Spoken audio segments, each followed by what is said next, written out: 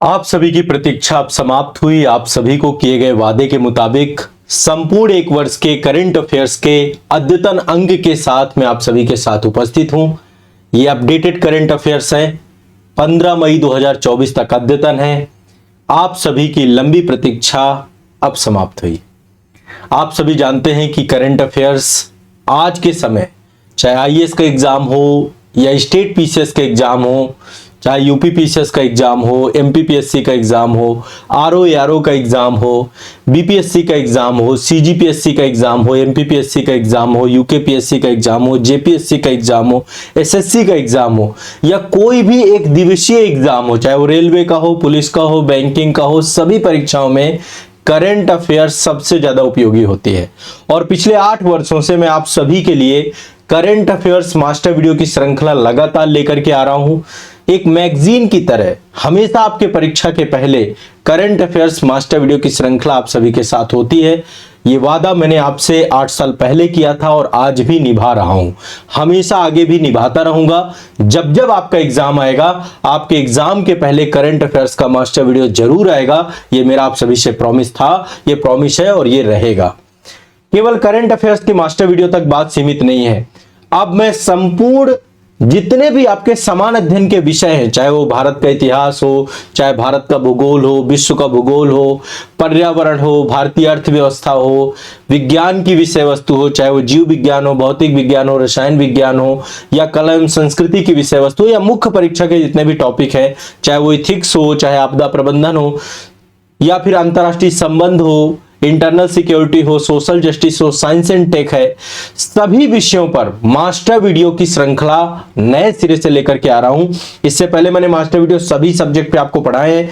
साथ ही जो आपके राज्य विशेष है, जैसे उत्तर प्रदेश का पेपर 5, पेपर 6, इनके मास्टर वीडियो, बिहार का मास्टर वीडियो, उत्तराखंड का मास्टर वीडियो, झारखंड का मास्टर वीडियो, छत्तीसगढ़ का मास्टर वीडियो, राजस्थान का मास्टर वीडियो या भारत के सभी स्टेट के मास्टर वीडियो भी मैं आप सभी के लिए उपलब्ध कराऊंगा।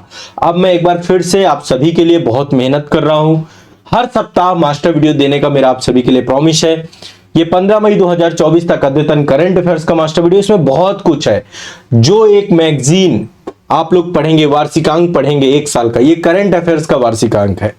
इसमें सब कुछ है, राष्ट्रीय घटनाक्रम है, अंतरराष्ट्रीय घटनाक्रम है, आर्थिक परिदृश्य है, यहां तक कि अंतरिम बजट मैंने 2024-25 वाला भी यहां पे इंक्लूड किया है जो इंपॉर्टेंट पक्ष हो सकते हैं। इसके बाद सूचकांक है, आपके खेल परिदृश्य है, पुरस्कार है, कुछ नियुक्तियां हैं, इसमें विज्ञान एवं प्रौद्योगिकी के टॉपिक हैं, पर्यावरण के टॉपिक हैं, जो भी करंट अफेयर्स में हो सकता है मास्टर वीडियो की श्रृंखला में आप सभी को मैं देता हूं, हमेशा देता चलाऊंगा। बस आप सभी से एक ही गुजारिश है, इस मास्टर वीडियो को हर बच्चे तक पहुंचाइए। मेरा एक टारगेट है, मेरा एक लक्ष्य है, हर वो बच्चा जिसके लिए शिक्षा बहुत कठिन है, जो चीजों को समझ नहीं पाता, जिसके अंदर डर बैठा हुआ है, जिसके अंदर एक घबराहट है, मैं उसके अंदर आत्मविश्वास भर दूं इस कंटेंट के माध्यम से। आप एक बार मेरे समान अध्ययन के मास्टर वीडियो देखिए। आजाद आईएएस एकेडमी के यूट्यूब चैनल पर प्लेलिस्ट बनी हुई है, करंट अफेयर्स मास्टर वीडियो की अलग प्लेलिस्ट बना दी है और मास्टर वीडियो सीरीज की एक पर्टिकुलर प्लेलिस्ट है। उसमें सारे जीएस के मास्टर वीडियो हैं, जो नए मास्टर वीडियो आएंगे वहीं पर अपडेट होते रहेंगे। सारे के सारे मास्टर वीडियो आपको वहां पे स्टेट स्पेशल से लेके करंट अफेयर से लेके सब कुछ मिल जाएंगे और करंट अफेयर्स की एक अलग प्लेलिस्ट है। ठीक है, तो ये मेरा एक प्रॉमिस है और इसी के साथ मैंने इंटायर वीडियो सीरीज भी आप लोग के लिए रखी है। वो डिजिटल बोर्ड पर है, ये व्हाइट बोर्ड पर है। व्हाइट बोर्ड का महत्व कभी भी खत्म नहीं होगा क्योंकि मास्टर वीडियो हमेशा आते रहेंगे। आज डिजिटल बोर्ड का जमाना है, लेकिन हम व्हाइट बोर्ड में ये कंटेंट लाते रहेंगे क्योंकि इसी के माध्यम से संभव है। और आप लोगों को देखिए, अब मेरे साथ सिर्फ 2 घंटे का समय देना है। इस 2 घंटे में मैं आपके मन के अंदर का एक डर खत्म करने जा रहा हूं एक सब्जेक्ट से। करंट अफेयर्स में मैंने बहुत काम किया है, आप सभी जानते हैं। करंट अफेयर्स पे पिछले साल से मैं पूरा लगातार आपकी क्लास ले रहा हूं, कंटिन्यूअस क्लास चली। इससे पहले लगातार 8 सालों से करंट अफेयर्स पढ़ा रहा हूं। मास्टर वीडियो के अलावा भी जो क्लासेस हैं, जो हमारे ऑनलाइन क्लासेस हैं, पेड क्लासेस हैं, आईएएस और स्टेट पीसीएस के बैच हैं, आरओ के बैच हैं, सभी में नई करंट अफेयर्स में वहां पे पढ़ा रहा हूं। तो जो करंट अफेयर्स में मैंने काम किया है उसका एक विस्तृत अनुभव है मेरा, उसी अनुभव के आधार पर आपको मैं कंटेंट यहाँ पे प्रोवाइड करा रहा हूं। ठीक है, अपनी प्रतिक्रिया कमेंट पे जरूर दीजिएगा, है ना।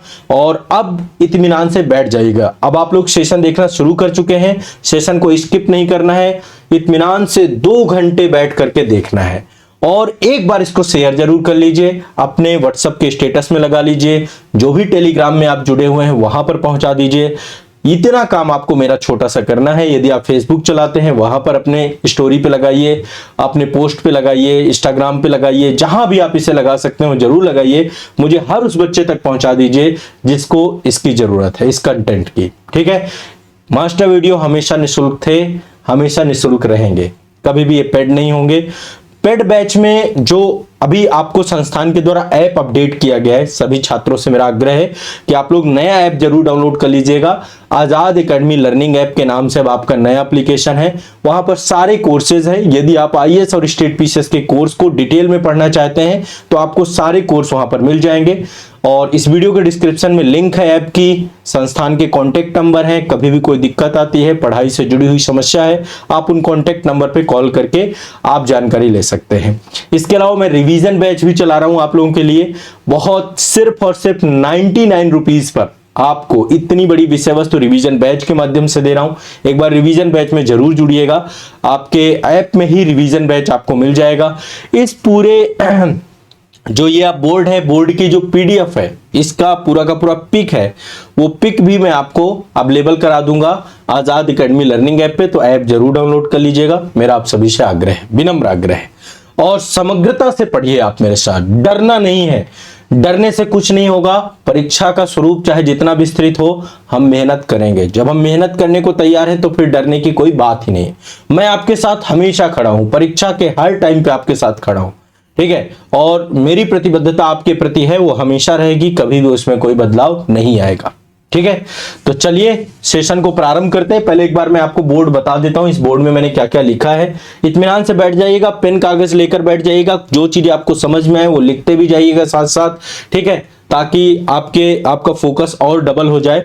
साथ में पेन रहता है, चीजें लिखते रहते हैं तो फोकस डबल हो जाता है। आप सेल्फ नोट्स भी बना सकते हैं मास्टर वीडियो का, आपको बहुत मजा आएगा। लेकिन 2 घंटे के अंदर इतना कंटेंट देने वाला हूं, इतना कंटेंट आपके दिमाग में बैठाने वाला हूं कि आपको जो पढ़ने में सालों लग जाते हैं वो कंटेंट आपको मिलने वाला है कम टाइम में, बहुत समरी टाइम पे। ठीक है, ये पूरा जिस्ट है करंट अफेयर्स का, एक पूरी की पूरी मैगजीन है जो आप पढ़ते हैं, इसको आपको देखना है। इससे पहले के जो करंट अफेयर्स हैं 1 से 2 एपिसोड वो भी जरूर दे करके परीक्षा में जाइएगा, उसको आपको प्लेलिस्ट में आपको मिल जाएंगे वो करंट अफेयर्स। उससे क्या होगा, आपके एग्जाम में क्वेश्चंस गलत नहीं होंगे, आपके अंदर पूरा कॉन्फिडेंस होगा। ठीक है, चलिए एक बार अब मैं बोर्ड में बता देता हूं मैंने क्या क्या इसमें लिखा है, ताकि आपको एक आइडिया हो जाए हम क्या क्या पढ़ने वाले। पहले तो राष्ट्रीय परिदृश्य से कई सारी महत्वपूर्ण घटनाएं हैं जो अभी हाल फिलहाल में घटी है।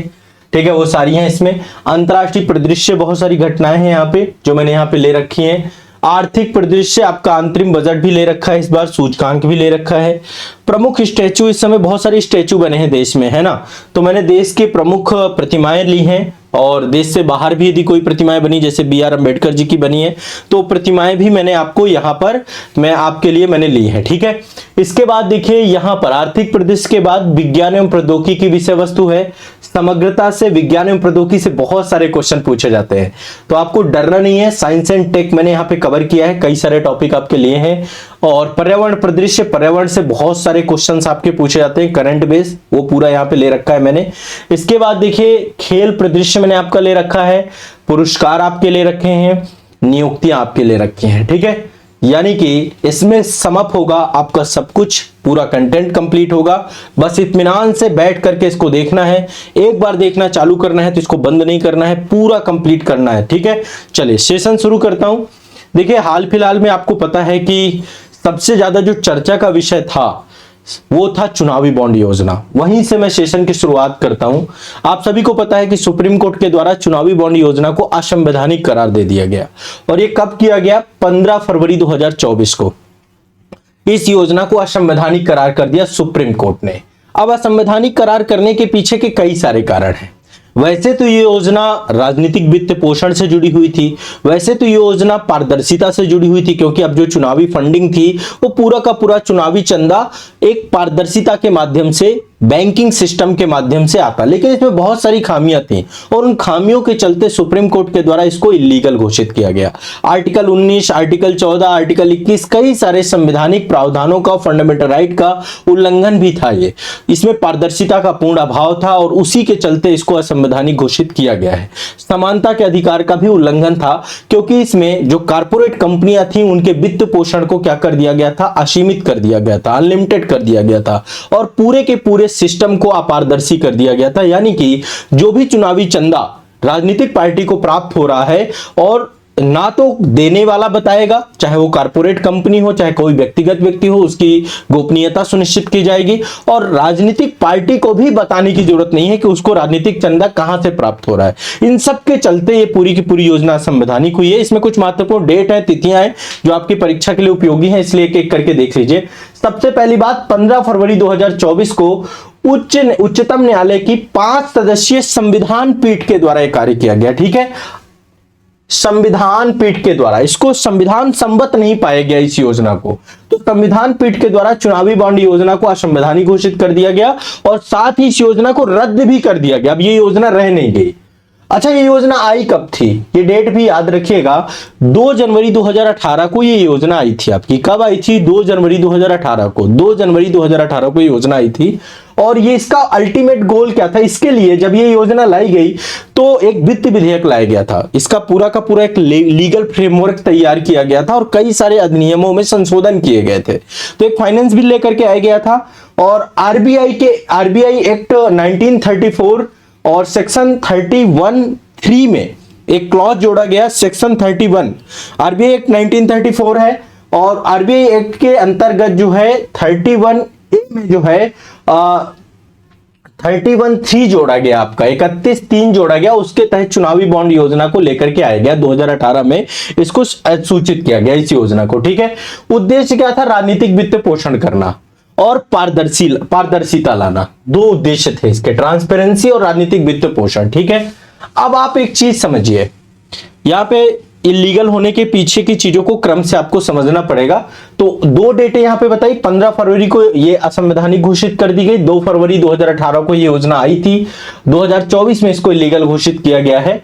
अब कई सारे संस्थाएं थी जब ये योजना आई, उसके आने के बाद जैसे एडीआर है आपका, है ना, और आपका कॉमन कॉज एक एनजीओ है, एडीआर है आपका, दूसरा जो है आपका कम्युनिस्ट पार्टी मार्क्सवादी, एक कई सारे राजनीतिक दलों ने सुप्रीम कोर्ट में याचिका लगाई थी कि इस योजना में कई सारी खामियां हैं और ये योजना कहीं ना कहीं पे जो मतदाता के अधिकार हैं उनको खत्म करती है, सूचना के अधिकार को खत्म करती है और साथ ही समानता के अधिकार के ऊपर भी कुठाराघात है। उस सब कारणों से योजना आपकी पूरी की पूरी खत्म की गई थी। तो अल्टीमेट चुनाव के दौरान राजनीतिक दलों को जो भी वित्त पोषण प्राप्त होता था उसमें काले धन के प्रयोग को रोका जाए, ये अल्टीमेट इसका उद्देश्य था। उद्देश्य तो बड़ा शुद्ध था, लेकिन कहीं ना कहीं पे जो खामियां थी, जो बदलाव किए गए थे, वो अपने आप में क्वेश्चन मार्क के घेरे में थे। ठीक है, अब विधिक फ्रेमवर्क में क्या क्या किया गया, एक तो फाइनेंस बिल 2017 लेकर के आया गया था, इसके अंतर्गत आरबीआई एक्ट 1934 पे संशोधन किया गया। ठीक है, 31(3) जोड़ा गया आपका। इसके बाद जो है लोक प्रतिनिधित्व अधिनियम 1951, इस पे भी बदलाव किया गया। जन प्रतिनिधित्व अधिनियम 1951 पे बदलाव किया गया। आयकर अधिनियम 1961 पे बदलाव किया गया, क्योंकि ये पूरा का पूरा पैसा टैक्स फ्री है आपका, तो उसमें भी बदलाव किया गया। कंपनी एक्ट 2013 में भी बदलाव किया गया। ये टोटल पर्टिकुलर 4 से 5 एक्ट में बदलाव किया गया। आरबीआई एक्ट में किया गया, जनप्रतिनिधित्व अधिनियम में किया गया, कंपनी एक्ट में किया गया, इनकम टैक्स के एक्ट में किया गया और फाइनेंस बिल के माध्यम से सारे के सारे प्रावधानों में बदलाव किए गए। ठीक है, अब चुनावी बॉन्ड है क्या, एक्चुअल में इसको समझने का प्रयास करिए। चुनावी बॉन्ड एक प्रोमिसरी नोट है, एक वचन पत्र है। जैसे कि आप देखते हैं ना, हम नोट यूज करते हैं ना, 100 की नोट, 200 की नोट, 500 की नोट, जो मुद्राएं हैं, उन मुद्राओं में आप देखते हैं आरबीआई के गवर्नर के साइन होते हैं और एक वचन पत्रता लिखी होती है कि मैं धारक को इतने रुपए देने का वचन अदा करता हूं। वचन पत्र में किसी का नाम नहीं लिखा होता। ठीक है, प्रोमिसरी नोट में ना तो इसमें किसी का देने वाले का नाम है, ना तो लेने वाले का नाम है। अच्छा, आरबीआई एक्ट की धारा 31 में परिवर्तन करके देखो, नोट जारी करने का राइट किसके पास है? सेंट्रल बैंक के पास है। लेकिन गवर्नमेंट ने क्या किया, सरकार ने क्या किया, फाइनेंस बिल 2017 के माध्यम से जो अमेंडमेंट लेकर आई, उसके तहत ये पावर दे दी एसबीआई के पास कि भैया एसबीआई भी कोई प्रॉमिसरी नोट चाहे तो ऐसा जारी कर सकता है। अच्छा, आरबीआई की भी आपत्तियां थी, इलेक्शन कमीशन ऑफ इंडिया की भी पारदर्शिता ब्रेक की गई थी। मतलब इलेक्शन ऑफ जो चुनाव आयोग था उसके पास ये राइट था पहले कि वो चाहे तो जो भी चंदा किसी भी राजनीतिक पार्टी को प्राप्त हो रहा है उसको जानकारी देनी पड़ेगी, नहीं तो उसको टैक्स फ्री नहीं किया जाएगा, उस पूरे के पूरे चंदे को, उसको भी खत्म कर दिया गया है ना। जो आपका जनप्रतिनिधि अधिनियम 1951 है उसमें संशोधन करके कि भैया अब इलेक्शन कमीशन को कोई जानकारी देने की जरूरत नहीं है। ठीक है, तो कई सारी चीजें अमेंडमेंट से ना खत्म की गई, जिसके कारण से सुप्रीम कोर्ट ने इसको इलीगल घोषित किया। उस पर हम आते हैं पूरी तरीके से। तो सबसे पहली बात, इसका एक लीगल फ्रेमवर्क बनाया गया, कई सारे अधिनियमों में संशोधन किया गया। अब चुनावी बॉन्ड क्या है? एक वचन पत्र है, वचन पत्र के रूप में धारित किया गया, लाइक अ नोट। जैसे आपके पास नोट होता है, यदि आपको चुनावी बॉन्ड चाहिए आप बैंक जाइए। अच्छा, इसके लिए एक अधिकृत बैंक रखा गया एसबीआई। पावर तो आरबीआई के पास होती है नोट जारी करने की, लेकिन वो पावर किस पे ट्रांसफर कर दी गई? एसबीआई पे, कि तुम चुनावी बॉन्ड जारी कर सकते हो। बस उसकी वैलिडिटी 15 दिन की रख दी गई कि भैया 15 दिन तक ही वैलिड रहेगा। 15 दिन में यदि इसको भुनाया किसी राजनीतिक पार्टी के द्वारा नहीं गया, यदि किसी व्यक्ति ने राजनीतिक खरीद तो लिया आपने चुनावी बॉन्ड और इसको भुनाया नहीं किसी ने 15 दिन के अंदर, तो वो कहां चला जाएगा? प्रधानमंत्री राहत कोष में पैसा चला जाएगा पूरा का पूरा। ये पैसा नॉन रिफंडेबल था, एक बार आप चुनावी बॉन्ड को खरीद लेंगे फिर आपका पैसा वापस नहीं होगा, रिफंड नहीं होगा, वो प्रधानमंत्री राहत कोष में चला जाएगा। या तो 15 दिन के अंदर राजनीतिक पार्टी अपने पास रख ले, तो कोई भी होगा जिसके पास भी आएगा 15 दिन के अंदर भुनाएगा जल्द से जल्द। ठीक है, तो चुनावी बॉन्ड एक ऐसा बॉन्ड है जो वचन पत्र के रूप में जारी किया गया। धारक के लिए एक बैंकिंग उपकरण है, एक बैंकिंग टूल्स है, ये एक चैनलाइज कर दिया गया, बैंकिंग के तहत इसको कर दिया गया। इसमें खरीदने वाले एवं प्राप्त करने वाले का नाम नहीं लिखा होता है। ठीक है, इसको कौन खरीद सकता है? भारत का कोई भी नागरिक खरीद सकता था, अब तो नहीं खरीद सकता, अब तो बंद हो गया ये। कारपोरेट निकाय कोई भी खरीद सकता था। ठीक है, अच्छा पहले क्या था? लिमिट थी कि कोई भी कारपोरेट निकाय अपने टोटल प्रॉफिट का 7.5% से ज्यादा नहीं खरीद सकता है। ठीक है, लेकिन अब क्या कर दिया गया? कोई भी कितना भी खरीदे और कोई जानकारी देने की जरूरत नहीं है उसको। पहले क्या था? अपनी जानकारी देनी पड़ेगी आपको, जब आईटीआर फाइल करोगे या टैक्स भरोगे, जो कुछ भी करोगे, तो उसका प्रॉपर आपका जो बुक्स ऑफ अकाउंट था, है ना, हर एक कंपनी का बुक्स ऑफ अकाउंट होता है, उस पे आपको बही खाता पे आपको लिखना पड़ेगा कि ये पैसा कहां गया, किसके पास गया।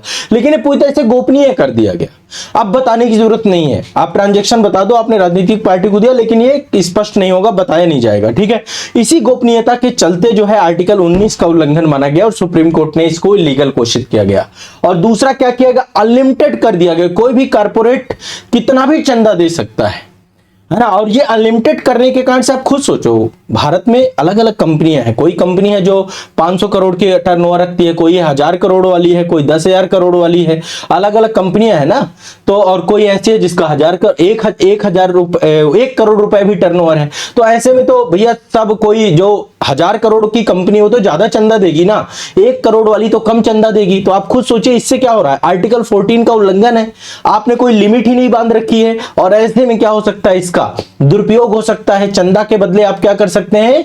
आप दूसरी पार्टी को लाभ दे सकते हैं। जो भी ज्यादा पार्टी देगी, जो भी ज्यादा चंदा देगा, उसको राजनीतिक दल क्या करेंगे? लाभ देंगे। तो वो सब एक तरीके से, पूरी तरीके से कहीं ना कहीं पे ये भी एक आर्टिकल 14 का उल्लंघन माना गया। तो किसी भी भारतीय नागरिक के द्वारा इसको खरीदा जा सकता था, कारपोरेट निकाय इसमें खरीद सकता था। चुनावी बॉन्ड 1000 रुपए, 10,000 रुपए, 1 लाख रुपए, 10 लाख रुपए और 1 करोड़ रुपए तक के मूल्य वर्ग के खरीदे जा सकते थे। मतलब देखो, अभी अधिकतम हमारे पास नोट कितने की है? 500 की, लेकिन चुनावी बॉन्ड 1000 करोड़ रुपए मूल्य तक का भी था। ठीक है, एक करोड़, माफ करिए, 1000 नहीं, 1 करोड़, माफ करिएगा, 1000 का खरीद सकते थे आप। जैसे आपको 2000 रुपए, तो 1,000 के 2 ले लीजिए। ठीक है, ये एक तरीके की नोट ही है, बस ये मान लीजिए एक प्रोमिसरी नोट है जिसमें 15 दिन की वैलिडिटी है। बस इसमें कोई नाम नहीं लिखा, किसको आप दोगे उसका भी नाम नहीं लिखा है, और जो खरीदने वाला है उसका भी नाम नहीं लिखा। बस आपको आरबीआई, एसबीआई से खरीदना है, क्योंकि अधिसूचित बैंक किसको बनाया गया था? एसबीआई को। और जो है दे देना है किसी भी राजनीतिक पार्टी को, और 15 दिन के अंदर वो भुना लेगी। ठीक है, तो 1000 रुपए, 10,000 रुपए, 1 लाख रुपए और 10 लाख रुपए और 1 करोड़ रुपए, 1 करोड़ रुपए तक के मूल वर्ग के जारी की सकते थे। अवधि अधिकतम 15 दिन की थी, नॉन रिफंडेबल थे। अधिकृत बैंक इसमें एसबीआई को जारी किया गया था। एसबीआई अधिकृत बैंक था जो पूरा का पूरा चंदा, तभी आपने देखा कि सुप्रीम कोर्ट ने एसबीआई को आदेश दिया कि भैया पूरी लिस्ट जारी करो और निर्वाचन आयोग को दो, उसकी साइट में ये पूरा का पूरा लिस्ट आपका जारी किया जाएगा।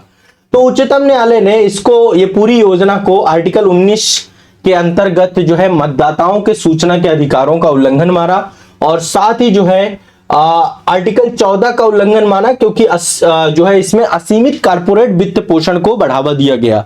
तो इन सभी के उल्लंघन मानने के कारण से इसको पूरी तरीके से अवैध घोषित कर दिया। और एसबीआई को कहा कि भैया, पहले तो बोला था 6 मार्च तक आप इसको जारी कर दो। एसबीआई ने कहा नहीं, 6 मार्च तक नहीं दे पाएंगे, हम तो जून में दे पाएंगे। सुप्रीम कोर्ट ने कहा नहीं। एडीआर फिर तुरंत पहुंच गए, राजनीतिक पार्टी पहुंच गए कि ये तो आपके आदेश का उल्लंघन कर रहे हैं। तो एसबीआई को अगेन सुप्रीम कोर्ट ने कहा कि 12 मार्च तक आप जो है दे दोगे। तो 12 मार्च का टाइम दिया था, ठीक है, कि 12 मार्च के अंदर अंदर आप पूरा लिस्ट जारी करिए। और इसके बाद खुलासा किया गया और सुप्रीम कोर्ट के द्वारा इसको असंवैधानिक घोषित करके निरस्त कर दिया गया। और इसके बाद इलेक्शन कमीशन ऑफ इंडिया के पास वो फाइल है। अच्छा, सबसे ज्यादा चुनावी फंडा किसको मिला?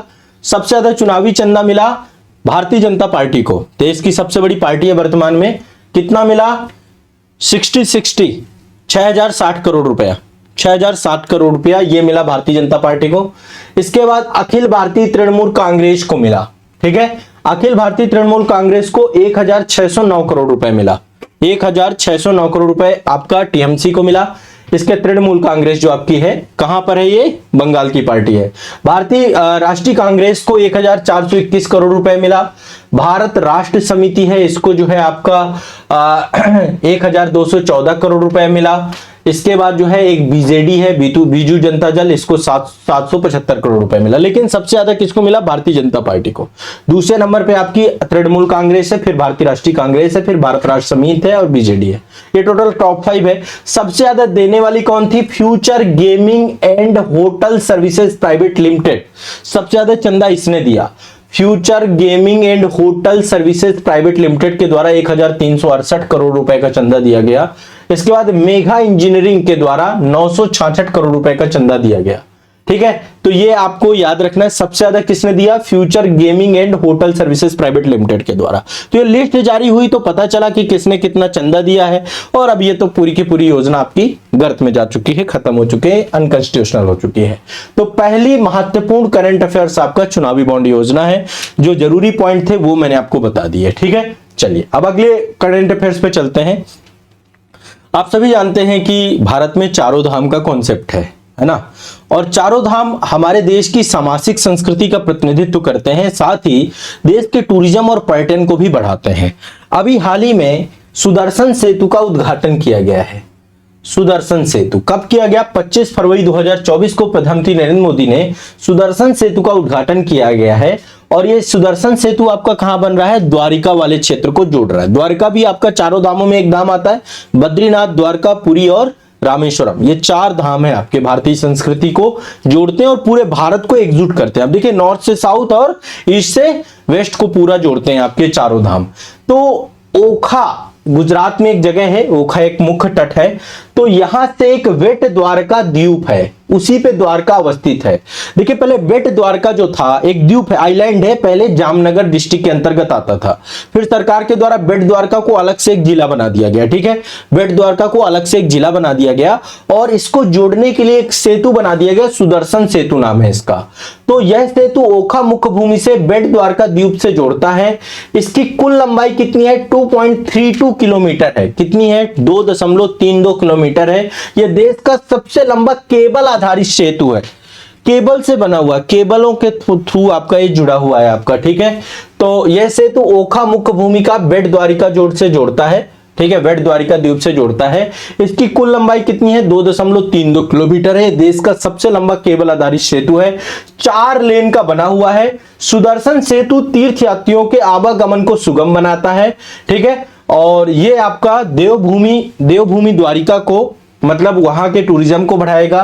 देवभूमि द्वारिका में स्थित बेट द्वारिका द्वीप का को जो है एक तरीके से ये मान के चलिए कि आपस में कनेक्टिविटी को बढ़ाता है। ठीक है, तो बेट द्वारका द्वीप में बहुत सारे मंदिर हैं, बहुत सारे समुद्र तट के लिए भी फेमस है आपका, तो ये आपको ध्यान रखना है। सुदर्शन सेतु का भी जो है बनाया गया, उद्घाटन किया गया है। ये द्वारका को ओखा से जोड़ता है। ठीक है, क्लियर, स्पष्ट है। और ये भारत का सबसे बड़ा केबल आधारित ब्रिज है, केबल से बना हुआ है। जैसे यहाँ पे दिल्ली में भी आपका सिग्नेचर बिल है, सिग्नेचर बिल भी आपका केबलों से यमुना के ऊपर बना हुआ है, वैसे ही आपका जो है सुदर्शन सेतु बनाया गया है। ठीक है, अभी एक खबर और आपको याद रखना चाहिए। 12 जनवरी 2024 को प्रधानमंत्री नरेंद्र मोदी जी के द्वारा अटल बिहारी वाजपेयी सिवड़ी न्यावा सेवा अटल सेतु का उद्घाटन किया गया है। एक और सेतु बनाया गया आपका अटल सेतु, जैसे सुदर्शन सेतु है वैसे बनाया गया अटल सेतु, इसका उद्घाटन किया गया। इसकी कुल लंबाई कितनी, 21.8 किलोमीटर, समंदर के ऊपर है 6.5 किलोमीटर। ठीक है, भारत का सबसे लंबा सेतु यही है, अटल सेतु। सिवड़ी को न्यावा सेवा से जोड़ता है आपका। ठीक है, विश्व में 12वें नंबर पे आता है ये सेतु। सिवड़ी को दक्षिणी मुंबई से प्रारंभ होता है, सिवड़ी एक जगह है दक्षिणी मुंबई में, वहां से प्रारंभ होता है। और न्यावा सेवा नवी मुंबई को ये जोड़ता है, किससे जोड़ता है, नवी मुंबई को जोड़ता है। वहां पे पास में चिरले गांव है, तो ये चिरले गांव मतलब चिरले गांव तक ये पूरा का पूरा आपका जुड़ता है। ठीक है, क्लियर है, स्पष्ट है, इसमें कोई दिक्कत नहीं है। फिर से एक बार आप समझ लीजिए, अटल सेतु आपका बनाया गया है, 21.8 किलोमीटर की टोटल लंबाई है, भारत का सबसे लंबा सेतु है।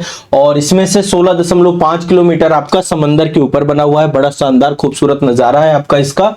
और यह विश्व का 12वां सबसे बड़ा सेतु है। मुंबई से प्रारंभ होता है, सिवड़ी से, दक्षिणी मुंबई से, और न्यावा सेवा नवी मुंबई के निकट चिरले गांव में ये आपका खत्म हो जाता है। ठीक है, तो ये आपको ध्यान रखना है। क्लियर, स्पष्ट है। 3 वो हो गए आपके करंट अफेयर्स, एक आपका चुनावी बॉन्ड हो गया, सुदर्शन सेतु हो गया, सिवड़ी से न्यावा सेवा, अटल सेतु हो गया। अब आगे चलते हैं। एक कार्यक्रम सरकार के द्वारा प्रारंभ किया गया है, बोइंग सुकन्या कार्यक्रम। बोइंग को आपको पता है, ये बड़े बड़े जो जहाज बनाती है बोइंग ही बनाती है आपकी, जितने भी यात्री जहाज होते हैं, फाइटर प्लेन्स वगैरह भी, मतलब ये अमेरिका की एक बहुत बड़ी कंपनी है बोइंग। तो ये जितने यात्री विमान होते हैं, मालवाहक विमान होते हैं, बोइंग के द्वारा बनाए जाते हैं। तो अभी 19 जनवरी 2024 को प्रधानमंत्री नरेंद्र मोदी जी के द्वारा बोइंग सुकन्या कार्यक्रम लॉन्च किया गया है। इसका उद्देश्य है भारतीय विमानन क्षेत्र में महिलाओं का सशक्तिकरण करना, कि महिलाएं जो है किस में आ सके, एविएशन सेक्टर पे आ सकें, और महिलाओं का सशक्तिकरण करना। यह कार्यक्रम देश भर में बालिकाओं और महिलाओं के विज्ञान, प्रौद्योगिकी और इंजीनियरिंग, गणित जैसे क्षेत्रों में महत्वपूर्ण कौशलों को सीखने का अवसर प्रदान करेगा, ताकि मतलब महिलाएं एक तो पहली बात किस में आ सके, एविएशन क्षेत्र में आ सके, विमानन क्षेत्र में आ सके। मतलब इतना याद कर लो कि जो बोइंग सुकन्या कार्यक्रम है ये विमानन क्षेत्र से जुड़ा हुआ है और महिलाओं के सशक्तिकरण से जुड़ा हुआ है। अभी आप देखिए कुछ क्षेत्रों में तो पुरुषों का रेशियो सबसे ज्यादा है, पुरुष ही ज्यादा है वहां पे, महिलाओं को भी बड़ी मात्रा में वहां पे लाया जा सके, बालिकाओं और महिलाओं को भी लाया जा सके। साथ ही विज्ञान, प्रौद्योगिकी, इंजीनियरिंग, गणित जैसे क्षेत्रों में कौशलों को सीखने का मौका भी मिलेगा। साथ ही विमानन क्षेत्र में नौकरियों के लिए प्रशिक्षण भी प्रदान किया जाएगा, ज्यादा से ज्यादा बालिकाओं का प्रवेश सुनिश्चित हो सके, इसलिए आपका बोइंग सुकन्या कार्यक्रम लाया गया। ठीक है, यह भी आपको याद रखना है। चलिए अगले करंट अफेयर्स पे चलते हैं। एक संस्था आपकी संयुक्त राष्ट्र विश्व पर्यटन संगठन, यूनाइटेड नेशन, ठीक है, WTO, world tourism organisation, united nation world tourism organisation, संयुक्त राष्ट्र विश्व पर्यटन संगठन, इसके द्वारा 54 सर्वश्रेष्ठ पर्यटन गांवों में भारत का धोरडो गांव एक गांव है। धोरडो गांव भारत का एक धोरडो गांव है, ठीक है, वो इसी में शामिल है। आपका 54 सर्वश्रेष्ठ पर्यटन गांवों में भारत का धोरडो गांव शामिल है। ये कच्छ के रण से में स्थित है। आपका ये धोरडो गांव कहां अवस्थित है, कच्छ के रण में। इसको अभी क्या सर्वश्रेष्ठ पर्यटन गांव में चुना गया, धोरडो गांव को। ये क्वेश्चन आपसे पूछा जा सकता है। यहाँ पे वार्षिक रण उत्सव का आयोजन भी होता है, ठीक है, और इसमें काफी ज्यादा प्रसिद्ध है। यहाँ के सांस्कृतिक उत्सव के लिए बहुत ज्यादा प्रसिद्ध है। पारंपरिक कला, संगीत एवं शिल्प को प्रदर्शित किया जाता है इस पूरे के पूरे रण उत्सव में। तो धोरडो गांव को सर्वश्रेष्ठ पर्यटन गांव के रूप में चुना गया, ठीक है। इसके अलावा 2 गांव हो चुके हैं। इससे पहले सर्वश्रेष्ठ पर्यटन गांव जो है आपका चुना गया था पोचमपल्ली, पोचमपल्ली तेलंगाना में है, 2021 में चुना गया था इसको।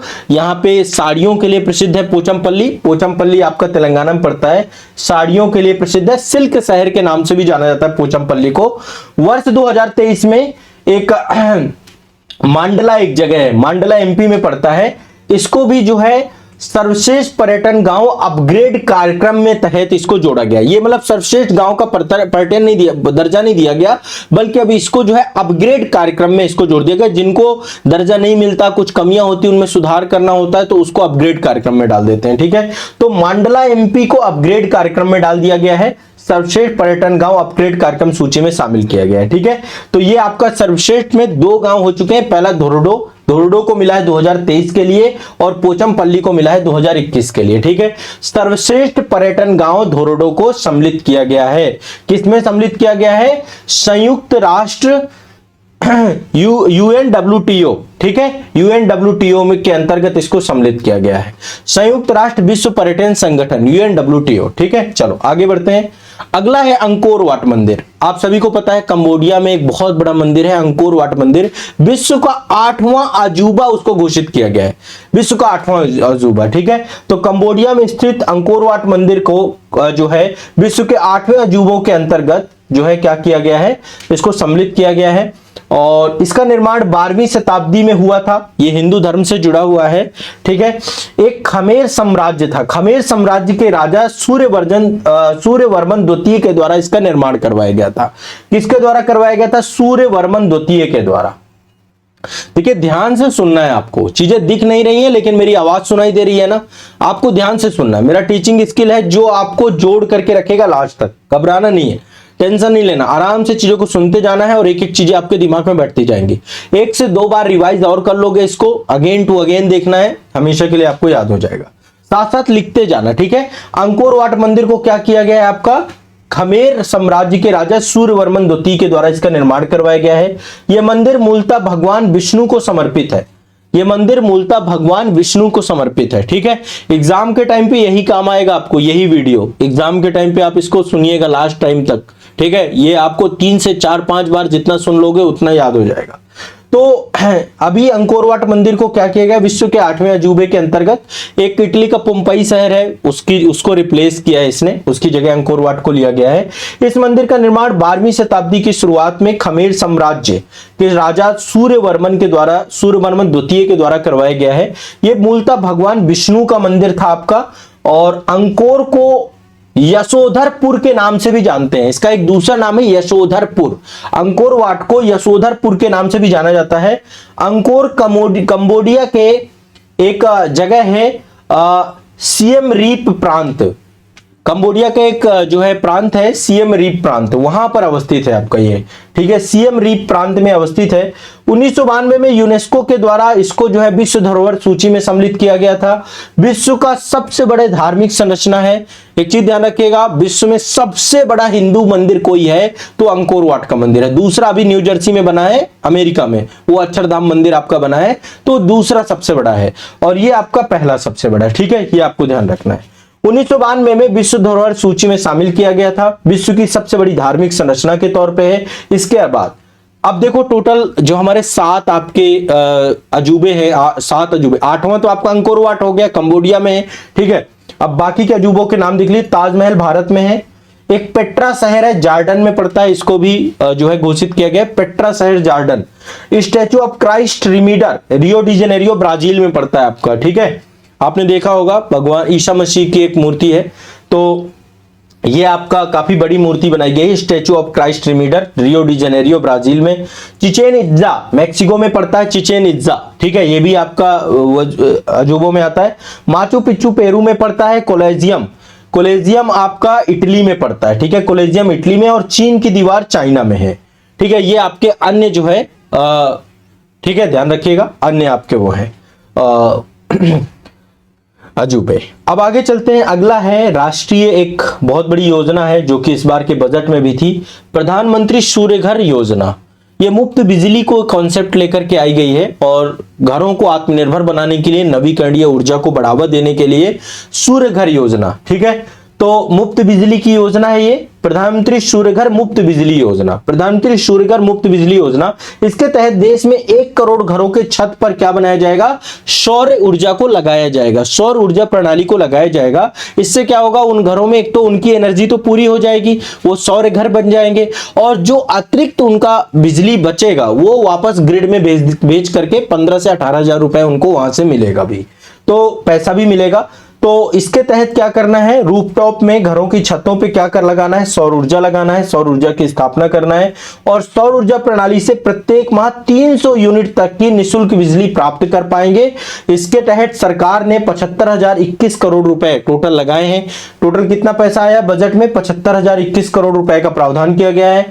रूफटॉप सौर बिजली से प्राप्त निःशुल्क जो बिजली होगी, अधिशेष बिजली होगी, वो किसको भेज दिया जाएगा, डिस्कॉम को, जो विद्युत वितरण कंपनियां हैं उनको भेज दिया जाएगा, और उससे बेचने से हर महीने जो है 15 से 18,000 रुपए तक की बचत होगी आपकी। ठीक है, तो इससे रोजगार सृजन भी बड़े स्तर पे होगा। आपको पता है कि जब विद्युत उत्पादन होगा तो आप सोचिए कि इससे क्या होगा, बड़े स्तर पर जो है, जो लोग वेंडर होंगे, जो लोग इलेक्ट्रीशियन की दुकानें हैं, जो इसका इंस्टॉलेशन करेंगे, जो इसकी मैन्युफैक्चरिंग करेंगे, हर जगह पे रोजगार सृजन भी होगा। तो इसमें लाखों का रोजगार सृजन भी इस योजना के तहत होगा।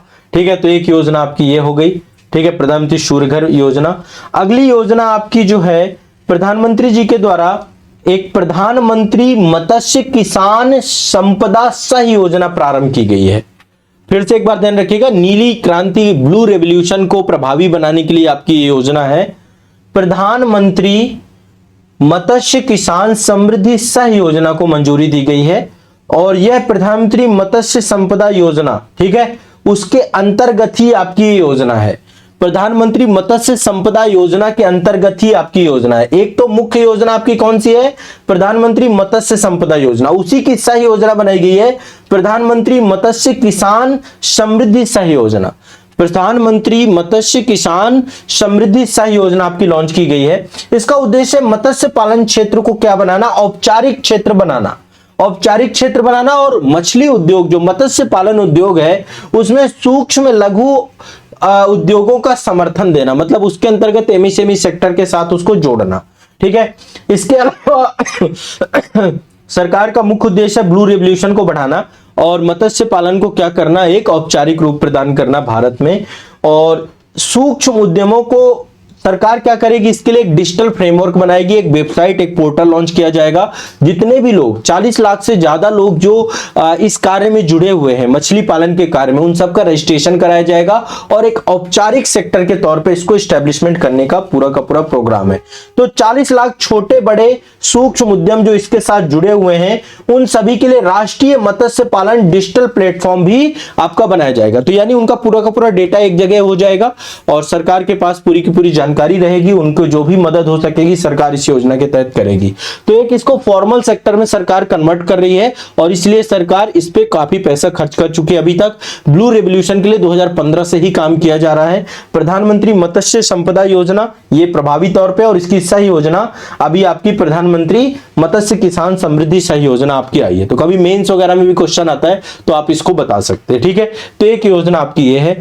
इसके अलावा सरकार के द्वारा एक स्वाति पोर्टल चालू किया गया है। स्वाति पोर्टल कब चालू किया गया, 11 फरवरी 2024 को।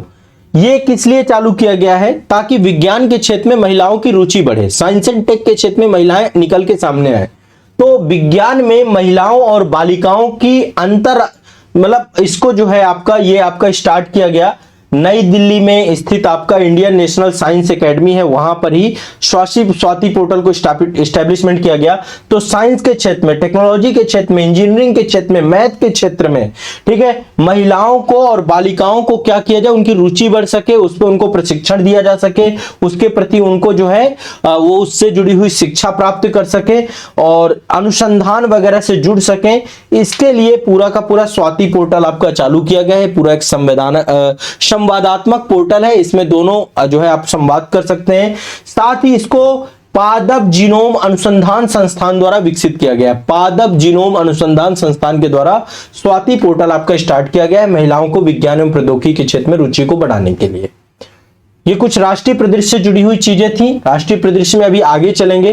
देखिए अगला है, आपको पता है 22 जनवरी 2024 का दिन बहुत खास है भारत के लिए, क्योंकि श्री राम जन्मभूमि मंदिर की प्राण प्रतिष्ठा समारोह था। आप सभी जानते हैं राम मंदिर में प्राण प्रतिष्ठा समारोह बड़े भव्य तरीके से 22 जनवरी 2024 को बनाया गया। ठीक है, सुप्रीम कोर्ट का निर्णय आया था, सुप्रीम कोर्ट के द्वारा ही राम मंदिर को जो है संवैधानिक स्वरूप प्रदान किया गया, और साथ ही जो है शिलान्यास इसका 5 अगस्त 2020 को हुआ था प्रधानमंत्री नरेंद्र मोदी जी के द्वारा राम मंदिर का। ये अभी बन रहा है, निर्माणाधीन है, अभी 1 से 2 साल इसको बनने में लगेंगे, लेकिन 22 जनवरी 2024 को प्रधानमंत्री नरेंद्र मोदी जी के द्वारा अयोध्या में राम जन्मभूमि मंदिर में भगवान श्री राम के बाल रूप विग्रह का विधि पूर्वक प्राण प्रतिष्ठा करवा दी गई। ठीक है, भगवान श्री राम के बाल रूप विग्रह का विधि पूर्वक प्राण प्रतिष्ठा करवाई गई। इस अवसर पर कौन कौन उपस्थित था? यूपी की राज्यपाल थी आनंदीबेन पटेल। वैसे तो बहुत लोगों को बुलाया गया था, बहुत सारे वीआईपी थे, लेकिन गर्भगृह में कौन कौन था? गर्भगृह में यूपी की जो है राज्यपाल आनंदीबेन पटेल थी, मुख्यमंत्री योगी आदित्यनाथ जी थे, आरएसएस के सर संघ संचालक श्री डॉक्टर मोहन भागवत जी थे, और श्री राम जन्मभूमि तीर्थ क्षेत्र न्यास के अध्यक्ष थे महंत नृत्य गोपाल दास। ये भी याद रखिएगा, शायद इनसे भी सीधा क्वेश्चन आपसे पूछ ले। महंत नृत्य गोपाल दास ये भी आपके यहां पर उपस्थित थे। गर्भगृह में श्री रामलला की प्रतिमा जो है 18 जनवरी 2024 को स्थापित कर दी गई थी। उसकी प्राण प्रतिष्ठा कब करवाई गई? 22 जनवरी को। तो 22 जनवरी की डेट आपके लिए इंपॉर्टेंट है। बनाया किसने इस प्रतिमा को? अरुण योगीराज के द्वारा बनाया गया। कर्नाटक के अरुण योगीराज, इनके द्वारा बनाया गया। मंदिर का निर्माण जो है नागर शैली में किया गया है। मूर्ति का टोटल वजन 200 किलोग्राम की मूर्ति है। ठीक है, 2 कुंटल की मूर्ति है आपकी पूरी की पूरी, और कर्नाटक में ही वहीं पर जो है कृष्ण पत्थर के थ्रू इसको तराशा गया, बनाया गया। ये मूर्ति की जो ऊंचाई है 4.24 फीट की ऊंचाई है, जो एक बच्चे बालक की होती है। 5 वर्ष के बच्चे की प्रतिमा के तौर पे भगवान श्री राम की मूर्ति दिखाई गई है। यदि इंच में देखें तो 51 इंच। तो यदि इंच में क्वेश्चन आता है तो इंच में 51 इंच, और फीट में आता है तो 4.24 फीट। ठीक है, ये दोनों याद रखिएगा। और प्रतिमा में 5 वर्ष की आयु के श्री रामलला की खड़ी मुद्रा में प्रतिमा दिखाई गई है। आधार जो नीचे आपका है उसमें कमल दिखाया गया, कमल में खड़े हैं आपके। ठीक है, तो श्री रामलला को कमल के फूल के आकार पर आधार पर खड़ी हुई मुद्रा पर है। प्रतिमा के दोनों तरफ भगवान विष्णु के 10 अवतारों को दर्शाया गया है। प्रतिमा जो आपकी है, प्रतिमा का स्वरूप मैं बता रहा हूं, उसके चारों तरफ भगवान श्री राम भी 10 अवतार के अंतर्गत आते हैं, तो विष्णु के 10 अवतारों को दिखाया गया है। मूर्ति के ऊपरी हिस्से में भगवान सूर्य को दिखाया गया है, और दोनों तरफ जो है गोलाकार हिस्से में स्वास्तिक बना हुआ है, ओम बना हुआ है, चक्र बना हुआ है और गदा बना हुआ है। ये सीधा क्वेश्चन बन सकता है, इससे बनाने के लिए देखो कोई भी क्वेश्चन बन सकता है। तो सूर्यवंशी थे भगवान श्री राम, तो सूर्य की प्रतिमा ऊपर बनाई गई है। ठीक है, सबसे ऊपर, और उसके गोलाकार जो हिस्सा है उसमें स्वास्तिक, ओम, चक्र और गदा बनाया गया है। नीचे क्या बनाया गया है? एक तरफ हनुमान जी बैठे हुए हैं, दूसरी तरफ गरुड़ जी को दर्शाया गया है। ठीक है, हनुमान जी और गरुड़ जी दोनों बैठे हुए हैं। मंदिर की टोटल, यदि आप मंदिर में जाते हैं हम लोग, ये तो मूर्ति की बात हो गई। मंदिर की बात करें तो मंदिर की लंबाई 380 फीट है, चौड़ाई 250 फीट है। 380 बाई 250 फीट का पूरा मंदिर है आपका। ये भव्य मंदिर है, नागर शैली में बनाया गया है। ऊंचाई इसकी 161 फीट है आपका। 3 मंजिला मंदिर है। हर वर्ष रामनवमी के दिन जो भगवान श्री राम का जन्म दिवस है उसमें सूर्य तिलक किया जाता है। इस बार भी सूर्य तिलक आपका हुआ था। ठीक है, तो उसमें ऑप्टिकल लेंस लगाए गए हैं। लेंस के माध्यम से तीसरी मंजिल से सीधा सूर्य के प्रकाश को भगवान श्री राम के ललाट पर जो है सूर्य तिलक किया गया है। इसके अलावा जो है 3 मंजिला मंदिर है, और टोटल 392 खंभे हैं यहाँ पे। 44 द्वार बनाए गए हैं, 44 द्वार बनाए गए हैं यहाँ पे। ठीक है, और टोटल 5 मंडप है इसमें। नृत्य मंडप, रंग मंडप, सभा मंडप, प्रार्थना मंडप, कीर्तन मंडप, ये आपके मंडप है इसमें। मंदिर का डिजाइन किसने किया है? चंद्रकांत सोमपुरा, ये नाम भी पूछ सकता है। मूर्ति तो अरुण योगीराज ने बनाया है, मंदिर चंद्रकांत सोमपुरा इसके मुख्य डिजाइनर हैं, और टाटा और एल&टी के द्वारा इसको बनाया जा रहा है। ठीक है, लार्सन एंड टुब्रो एक कंपनी है, भारत की सबसे बड़ी कंपनी है कंस्ट्रक्शन क्षेत्र में, तो टाटा और एल&टी मिलकर के इसको बना रही। तो ये भगवान श्री राम की मंदिर, मूर्ति, उन दोनों के बारे में विशिष्ट जानकारी है। जो क्वेश्चन बन सकते हैं यहीं से आएंगे, एक बार इसको याद कर लेना। ठीक है, अगला चलते हैं।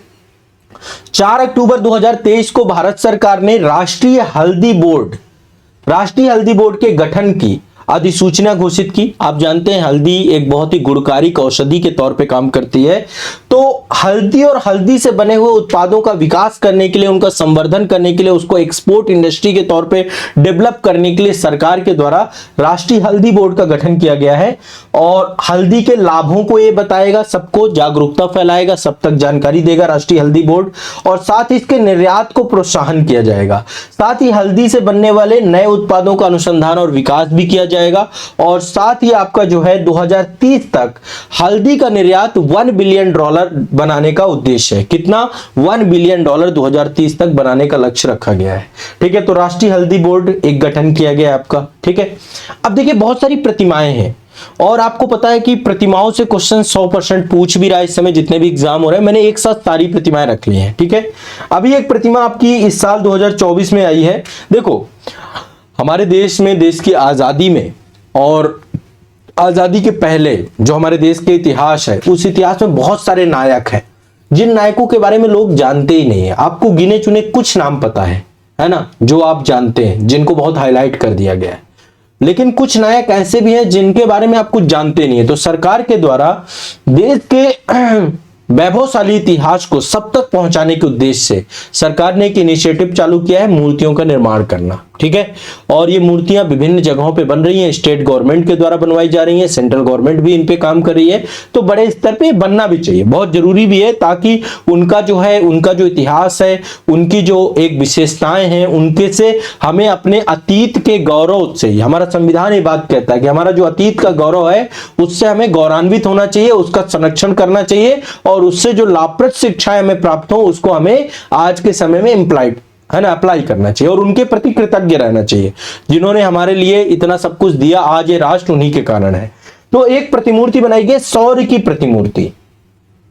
अब आप लोगों ने, मुश्किल है आपने नाम सुना होगा, इनका नाम है लचित बारकुफन। ठीक है, लचित बारकुफन। ठीक है, ये अहोम साम्राज्य से जुड़े हुए थे। अहोम साम्राज्य में जो शाही सेना थी उसके जनरल थे। ठीक है, और मुगल सेना को इन्होंने पराजित किया था औरंगजेब के टाइम पीरियड पे। तो ये आपकी जोरहाट एक जगह है असम में, वहां पर ये कांस्य प्रतिमा बनाई गई है, सौर्य की प्रतिमूर्ति। तो सौर्य की प्रतिमूर्ति आपसे पूछा जाता है तो ये लचित बारकुफन की प्रतिमा है। ठीक है, अहोम साम्राज्य के शाही सेना के जनरल थे आपके। तो एक तो ये आपकी सौर्य की प्रतिमूर्ति है। इसके बाद स्टैचू ऑफ यूनिटी, तो आप जानते हैं सरदार वल्लभ भाई पटेल की मूर्ति है और ये केवड़िया एक जगह है गुजरात में, सरदार सरोवर डैम है, वहीं पर नर्मदा के किनारे आपकी बनी है। ये भारत की नहीं, विश्व की सबसे ऊंची प्रतिमा है, 182 फीट ऊंची प्रतिमा है आपकी, गुजरात में बनाई गई स्टैचू ऑफ यूनिटी। अगली है स्टैचू ऑफ इक्वालिटी। देखो स्टैचू ऑफ इक्वालिटी दो बनी है, लेकिन पहली वाली आप देख लो, स्टैचू ऑफ इक्वालिटी जो बनी है ये श्री रामानुजाचार्य की बनी है। कहां बनी है? शमशाबाद हैदराबाद में, स्टैचू ऑफ इक्वालिटी। ठीक है, statue of equality Ramanujacharya, Shamshabad Hyderabad. इसके बाद स्टैचू ऑफ बिलीफ बनाई गई है, भगवान शिव की मूर्ति है, राजस्थान में बनाई गई है, राजसमंद एक जगह है नाथ द्वारा में। इसका दूसरा नाम विश्वास स्वरूपम भी है। ठीक है, विश्वास स्वरूपम, क्या नाम है? विश्वास स्वरूपम।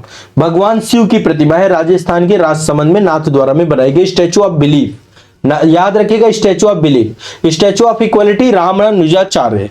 इसके बाद आगे चलते हैं, स्टैचू ऑफ प्रॉस्पेरिटी, ये नाड प्रभु कैंपेगौड़ा, ये बंगलुरु में बनाई गई है, एयरपोर्ट के पास। नाड प्रभु कैंपेगौड़ा बंगलुरु में बनाई गई आपकी स्टैचू ऑफ प्रॉस्पेरिटी। ठीक है, इसके बाद एकात्मकता की मूर्ति, स्टैचू ऑफ वननेस बोलते हैं इसको, ये आदि गुरु शंकराचार्य के लिए की बनाई गई है, स्टैचू ऑफ वननेस, इसको बोलते हैं एकात्मता की मूर्ति। ठीक है, तो एकात्मता की मूर्ति आपकी जो बनाई गई statue of oneness Shri Shankaracharya की बनाई गई आपकी। ठीक है, ये आपको ध्यान रखना है। और ये आपकी बनाई कहां गई है? खंडवा जिले में एक जगह है पुनासा में, ये आपकी मध्य प्रदेश में बनाई गई है स्टैचू ऑफ वननेस। ठीक है, और स्टैचू ऑफ प्रॉस्पेरिटी कहां बनाई गई है? बंगलुरु में, नाड प्रभु कैंपेगौड़ा की बनाई गई है। इसके बाद statue of social justice, statue of social justice BR Ambedkar की मूर्ति बनाई गई है, विजयवाड़ा आंध्र प्रदेश में। अच्छा, आप लोगों को पता है कि विश्व की सबसे ऊंची मूर्ति स्टैचू ऑफ कौन सी है? Statue of unity, Sardar Vallabh भाई पटेल की। विश्व की दूसरी सबसे ऊंची मूर्ति BR अंबेडकर जी की बनाई गई है। ठीक है, बाबा साहब की बनाई गई है मूर्ति, और ये आपकी बनाई गई है तेलंगाना में। मैं एक बार इसके बारे में भी बता दूंगा आपको, पहले एक बार इसको समझिए। स्टैचू ऑफ सोशल जस्टिस का किसकी बनाई गई है? बी.आर. अंबेडकर जी की, विजयवाड़ा आंध्र प्रदेश में। फिर स्टैचू ऑफ इक्वालिटी, ये भारत के बाहर बनी है। एक स्टैचू ऑफ इक्वालिटी तो आपकी जो है रामानुजाचार्य की है, दूसरी स्टैचू ऑफ इक्वालिटी भारत के बाहर बनाई गई है मेरीलैंड यूएसए में। ये भी बी.आर. अंबेडकर की बनाई गई है स्टैचू ऑफ इक्वालिटी। कहां बनाई गई? मेरीलैंड, ठीक है, मेरीलैंड में बनाई गई है, ये अमेरिका में है आपका। क्लियर है, ध्यान रखिएगा। ये प्रतिमा आपकी बनाई गई है। अच्छा, ये प्रतिमा जो बनाई गई है आपकी, ये भारत के बाहर विश्व में बाबा साहब की सबसे ऊंची प्रतिमा है, ठीक है, स्टैचू ऑफ जो है इक्वालिटी, ठीक है। ये 4 अक्टूबर 2023 को मेरीलैंड यूएसए में बी.आर. अंबेडकर की 19 फीट की प्रतिमा आपकी बनाई गई है। ज्यादा बड़ी प्रतिमा नहीं है, लेकिन यह प्रतिमा जो बनाई गई है, ये आपकी तेलंगाना में एक प्रतिमा बनाई गई, 175 फीट ऊंची है। तेलंगाना में 175 फीट ऊंची प्रतिमा है। उस प्रतिमा की रेप्लिका है आपकी, ये उसकी एक कॉपी आपकी ये बनाई गई है, ठीक है। तो बाबा साहब अंबेडकर की विश्व की दूसरी सबसे ऊंची प्रतिमा जो है वो तेलंगाना में अवस्थित है, ठीक है। तेलंगाना के मुख्यमंत्री क्या नाम है इनका? चंद्रशेखर राव। इनके द्वारा हैदराबाद तेलंगाना में बी.आर. अंबेडकर की प्रतिमा का अनावरण किया गया था। तो विश्व की दूसरी सबसे ऊंची प्रतिमा जो है वो बी.आर. अंबेडकर जी की है। पहली सबसे ऊंची प्रतिमा सरदार वल्लभ भाई पटेल जी की है, ठीक है। दोनों आपको ध्यान रखना है। और स्टैचू ऑफ सोशल जस्टिस तो आपकी विजयवाड़ा में अवस्थित है, आंध्र प्रदेश में। स्टैचू ऑफ इक्वालिटी आपकी कहां अवस्थित है? जो है मेरीलैंड यूएसए में, ठीक है। अब एक यहां पे और ध्यान रखिएगा, स्टैचू ऑफ नॉलेज भी बनाई गई है। ये भी बी.आर. अंबेडकर की है, महाराष्ट्र के लातूर में। सबसे ज्यादा प्रतिमाएं आप देखिए, स्टैचू ऑफ, ये आपकी किसकी है? ये भी बी.आर. अंबेडकर जी की। 3 प्रतिमाएं बता दी, स्टैचू ऑफ इक्वालिटी, ठीक है, statue of social justice, statue of equality Maryland में बनी है, statue of social justice Vijayawada Andhra Pradesh में बनी है। इसके बाद एक आपकी तेलंगाना में बनी है, ठीक है, बी.आर. अंबेडकर जी की आपकी स्टैचू बनी है, स्टैचू बी.आर. अंबेडकर जी का बना है। और एक आपका स्टैचू ऑफ नॉलेज बना है, महाराष्ट्र के लातूर में स्थापित है। 70 फुट ऊंची आपकी बी.आर. अंबेडकर जी की प्रतिमा, स्टैचू ऑफ नॉलेज, ठीक है। तो ये आपको ध्यान में रखना है। ये कुछ आपकी प्रमुख आपकी स्टैचू हैं, जो इंपॉर्टेंट है मैं सारे आपके बता दिया, ठीक है। सारे के सारे मुख्य हमने सारे डिस्कस कर लिए, प्रमुख स्टैचू आपके हमने देख लिए। अब चलते हैं थोड़ा सा अंतरराष्ट्रीय परिदृश्य की तरफ। अंतरराष्ट्रीय परिदृश्य के बाद में अर्थव्यवस्था की तरफ आऊंगा। अंतरिम बजट भी देखेंगे, सूचकांक भी देखेंगे, विज्ञान प्रौद्योगिकी भी देखेंगे, पर्यावरण भी देखेंगे, खेल परिदृश्य, पुरस्कार और नियुक्तियां। अभी काफी कंटेंट है, आराम से देखो, इत्मीनान से आपको बस देखते जाना है, डरना नहीं है, मैं आपके साथ हूं, सब याद हो जाएगा, घबराना नहीं है। 1 से 2 बार आप इसको रिवाइज करोगे, सब याद हो जाएगा। अब चलते हैं, देखो अभी 19वां नैम शिखर सम्मेलन हुआ था। नैम मतलब नॉन अलाइनमेंट मूवमेंट, जो आपका गुट निरपेक्ष आंदोलन चालू हुआ था शीतकाल के टाइम पीरियड पे 1961 में जो है आपका, तो उसका अभी भी ये मंच आपका है। देखो यूनाइटेड नेशन के बाद ये सबसे बड़ा मंच है आपका नैम का। तो इसका 19वां शिखर सम्मेलन हुआ था। कब हुआ था? 19 से 20 जनवरी 2024 को। कहां हुआ था? कंपाला, युगांडा में। युगांडा में इसका आयोजन हुआ था। केंद्रीय विषय इसका है साझा वैश्विक समृद्धि के लिए सहयोग बढ़ाना। तो अंतरराष्ट्रीय संबंध में नैम का मतलब समझिए, इससे क्वेश्चन आपके बन सकते हैं नैम से, ठीक है। तो गुट निरपेक्ष आंदोलन का आपका कंपाला, युगांडा में आयोजन हुआ था। केंद्रीय विषय था साझा वैश्विक समृद्धि के लिए सहयोग बढ़ाना। केंद्रीय विदेश मंत्री एस जयशंकर के द्वारा भारतीय प्रतिनिधि मंडल का नेतृत्व किया गया था। इसमें कौन गए थे? हमारे विदेश मंत्री गए थे, एस जयशंकर साहब। इसमें टोटल कितनी सदस्य संख्या है? 121 लोग, 121 देश इसके साथ जुड़े हुए हैं। तो देखिए, जब कोल्ड वार हुआ था, तो कोल्ड वार से पहले द्वितीय विश्व युद्ध जैसे ही खत्म हुआ, उसके बाद विश्व 2 धड़ों में बंट गया। एक धड़ा पूंजीवादी देश यानी अमेरिका के लीडरशिप में, दूसरा समाजवादी अर्थव्यवस्थाएं यूएसएसआर के लीडर में। रूस के नेतृत्व में यूएसएसआर, सोवियत संघ बना था। और कुछ देश जो नवजात थे, जो अभी ही जिनका जन्म हुआ था, तो उन देशों के द्वारा क्या किया गया था? उन देशों के द्वारा जो है एक नॉन गुट निरपेक्ष आंदोलन बनाया गया था, ठीक है। तो इसका अभी जो है वार्षिक सम्मेलन 19वां नैम शिखर सम्मेलन आपका हुआ है। कहां पे हुआ है आपका? युगांडा में, ठीक है। युगांडा की राजधानी कंपाला। क्लियर है, ध्यान रखिएगा। और वर्ष 2024 से 2027 तक युगांडा ही इसका अध्यक्ष रहेगा। नैम के अध्यक्ष युगांडा के राष्ट्रपति थे, जिनका नाम है योवेरी कगुटा मुसेवेनी, ठीक है। ये इसके अध्यक्ष थे, युगांडा के राष्ट्रपति। अगला चलते हैं 7वां हिंद महासागर सम्मेलन 2024। 7वां हिंद महासागर सम्मेलन 2024, इसका आयोजन पर्थ में हुआ था। कहां पे? ऑस्ट्रेलिया में। हिंद महासागर सम्मेलन 2024 पर्थ ऑस्ट्रेलिया में हुआ। इसका विषय था स्थिर और टिकाऊ हिंद महासागर की ओर। हमारे विदेश मंत्री एस जयशंकर साहब इसमें भी उपस्थित हुए थे। ठीक है, विदेश मंत्री जयशंकर साहब इसमें गए थे और इसके उद्घाटन में थे। तो एक तो आपको यह ध्यान रखना है 7वां हिंद महासागर सम्मेलन आपका ऑस्ट्रेलिया में हुआ है। दूसरा, विश्व आर्थिक मंच की 54वीं बैठक हुई थी। यह बैठक का आयोजन कहां हुआ? दावोस में, स्विट्जरलैंड में। इसका विषय था रीबिल्डिंग ट्रस्ट। ठीक है, तो भारत भी इस बैठक में रहा आपका, और इस बैठक में जो है भारत ने alliance for global good gender equality, एक जो है आपका ये एक अलायंस बनाया गया, ग्लोबल गुड जेंडर इक्वालिटी जो है आपका ये पूरा का पूरा एक अलायंस भारत के द्वारा एस्टेब्लिशमेंट किया गया। ठीक है, इसके बाद 5वां विश्व कॉफी सम्मेलन, इसका आयोजन बेंगलुरु कर्नाटक में हुआ था। आपको पता है कर्नाटक में कौवा बहुत ज्यादा होता है, तो एक ही आपका सम्मेलन है। विश्व आर्थिक मंच की 54वीं वार्षिक बैठक कहां हुई थी? दावोस, स्विट्जरलैंड में। ठीक है, क्लियर, स्पष्ट है। आगे चलते हैं। देखो, आप सभी जानते हैं 18वां G20 शिखर सम्मेलन का आयोजन 5 से 10 सितंबर 2023 को भारत मंडपम नई दिल्ली में हुआ था आपका। तो G20 शिखर सम्मेलन का जो अध्यक्षता कर रहा था भारत ही कर रहा था। तो भारत के द्वारा जो है ये आपका शिखर सम्मेलन हुआ था भारत मंडपम नई दिल्ली में, और इसकी थीम थी वसुधैव कुटुंबकम। G20 में इस बार नया सदस्य भी जुड़ चुका है। अब ये G21 बन चुका है, अफ्रीकी यूनियन इसका हिस्सा बन चुका है। इसमें भारतीय शेरपा अभिकान दास थे, और G20 की पहली शेरपा बैठक उदयपुर राजस्थान में हुई थी। इससे पहले वाला G20 17वां G20 इंडोनेशिया में हुआ था, और अगला जो 19वां G20 शिखर सम्मेलन है, अब G21 हो जाएगा, ये ब्राजील में होगा। यानी अगले अब 2024 वाला ब्राजील में होने वाला है। ठीक है, तो भारत में हुआ था 18वां G20 शिखर सम्मेलन। ठीक है, क्लियर है, स्पष्ट है, कोई दिक्कत नहीं है इसमें। चलिए अगला चलते हैं। एक रिपोर्ट है आपकी अंतरराष्ट्रीय शस्त्र हस्तांतरण प्रवृत्तियां। ठीक है, 11 मार्च 2024 को ये रिपोर्ट आई, और ये रिपोर्ट किसने जारी किया? सिप्री के द्वारा जारी किया गया। एक संस्था है आपकी सिप्री, स्टॉकहोम्स अंतरराष्ट्रीय शांति अनुसंधान संस्थान, इसी को हम सिप्री बोलते हैं, SIPRI। ठीक है, तो इसके द्वारा बताया गया ये आपका जो संघर्ष हो रहे हैं, लगातार शस्त्रीकरण हो रहा है, लगातार युद्ध हो रहे हैं, उन सब को लेकर के शस्त्र नियंत्रण की दिशा में, निशस्त्रीकरण के संदर्भ में, इन सभी को लेकर एक अंतरराष्ट्रीय संस्थान है आपका। ठीक है, तो इसके द्वारा अंतरराष्ट्रीय शस्त्र हस्तांतरण प्रवृत्तियां रिपोर्ट 2023 इसके द्वारा जारी की गई। अब इसमें क्या क्या चीजें बताई गई? पहली बात, शस्त्रों के सबसे ज्यादा निर्यात करने वाले देशों में से कौन सा है? सबसे ज्यादा निर्यात करता है अमेरिका।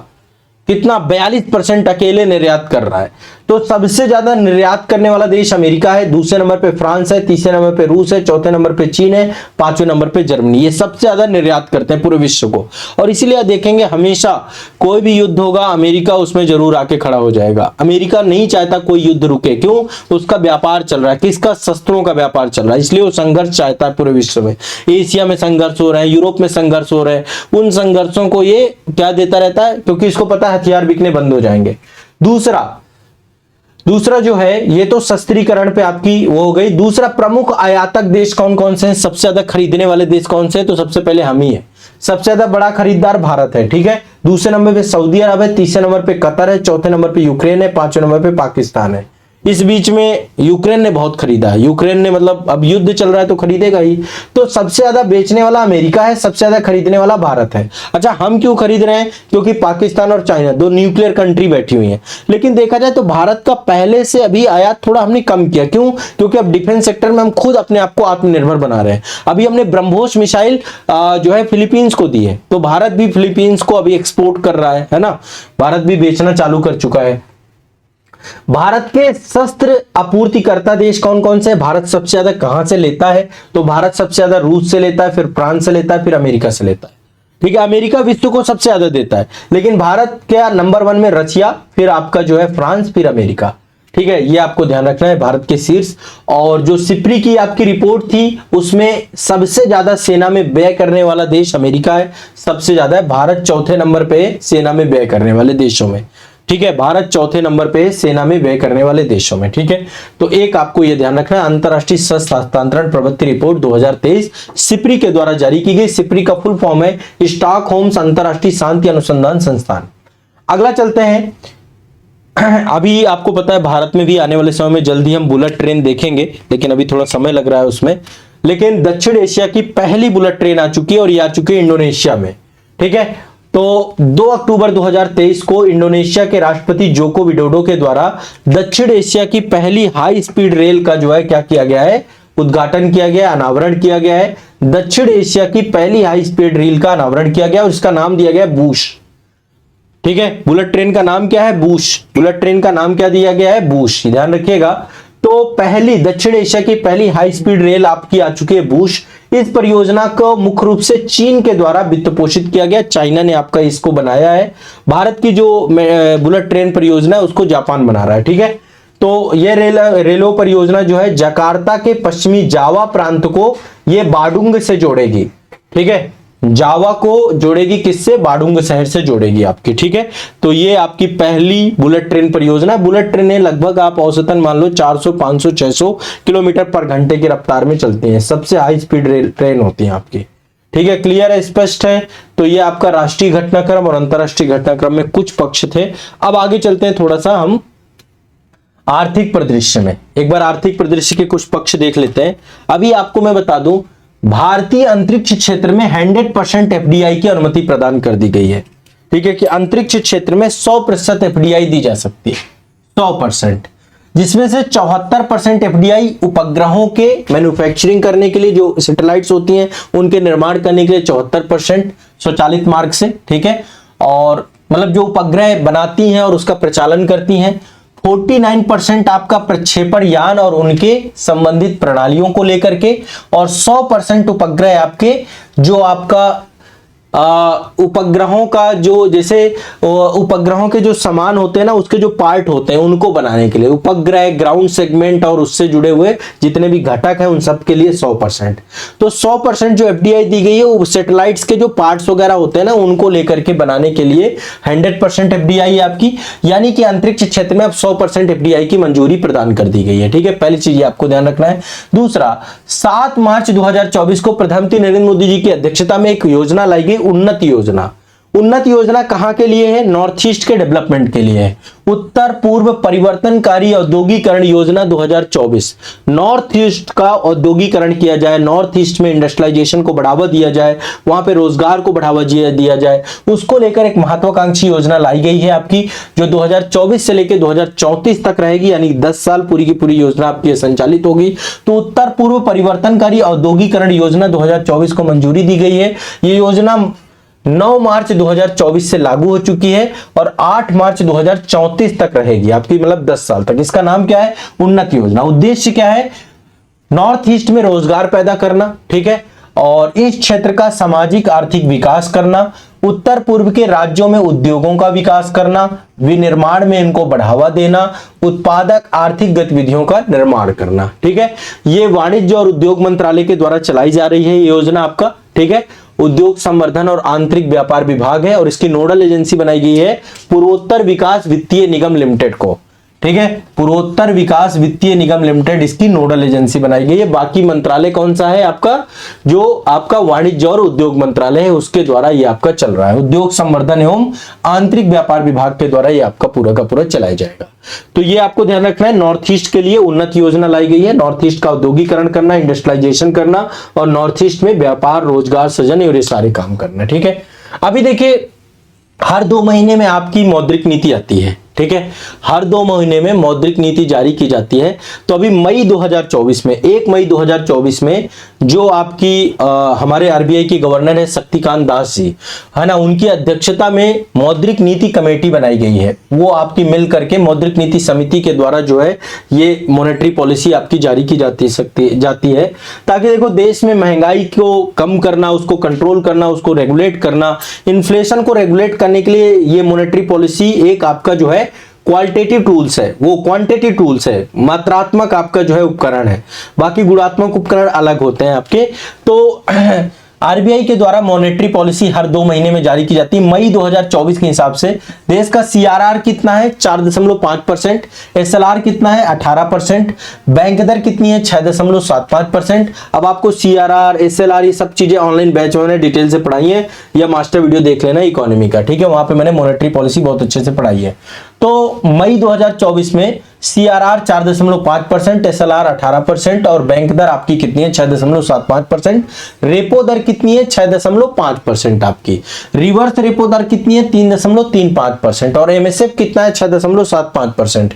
फिर से एक बार देखिएगा, सीआरआर कितना है 4.5%, एसएलआर कितना है 18%, बैंक दर कितना है 6.75%, रेपो दर कितना है 6.5% और रिवर्स रेपो दर कितना है 3.35% और एमएसएफ कितना है 6.75%। ठीक है, तो ये आपका क्या है, ये आपके जो मतलब आपके क्वालिटेटिव टूल्स हैं जिनके माध्यम से मॉनेटरी पॉलिसी के अंतर्गत जो है इन्फ्लेशन के लिए आरबीआई इनको घटाता बढ़ाता है। हर बैंक को लेकर के लागू होता है कि बैंक को 4.5% टोटल पैसा आपका कैश में रखना पड़ेगा आरबीआई के पास, कुछ पैसा एसएलआर में 18% रखा जा सकता है और बाकी ब्याज दर है। अल्पावधि ब्याज दर आपकी रेपो रेट है 6.5% है। यदि आरबीआई कोई बैंक आरबीआई से पैसा लेता है तो 6.5% अल्पावधि ब्याज दर 15 दिनों के लिए पैसा मिलता है। रिवर्स रेपो रेट में उल्टा होता है, आरबीआई बैंकों से पैसा लेता है, ये आपका 3.35% है, एमएसएफ आपका 6.75% है। तो ये आपके जो शेड्यूल वाणिज्यिक बैंक है उन सबके लिए लागू होता है आपका ये पूरा। ठीक है,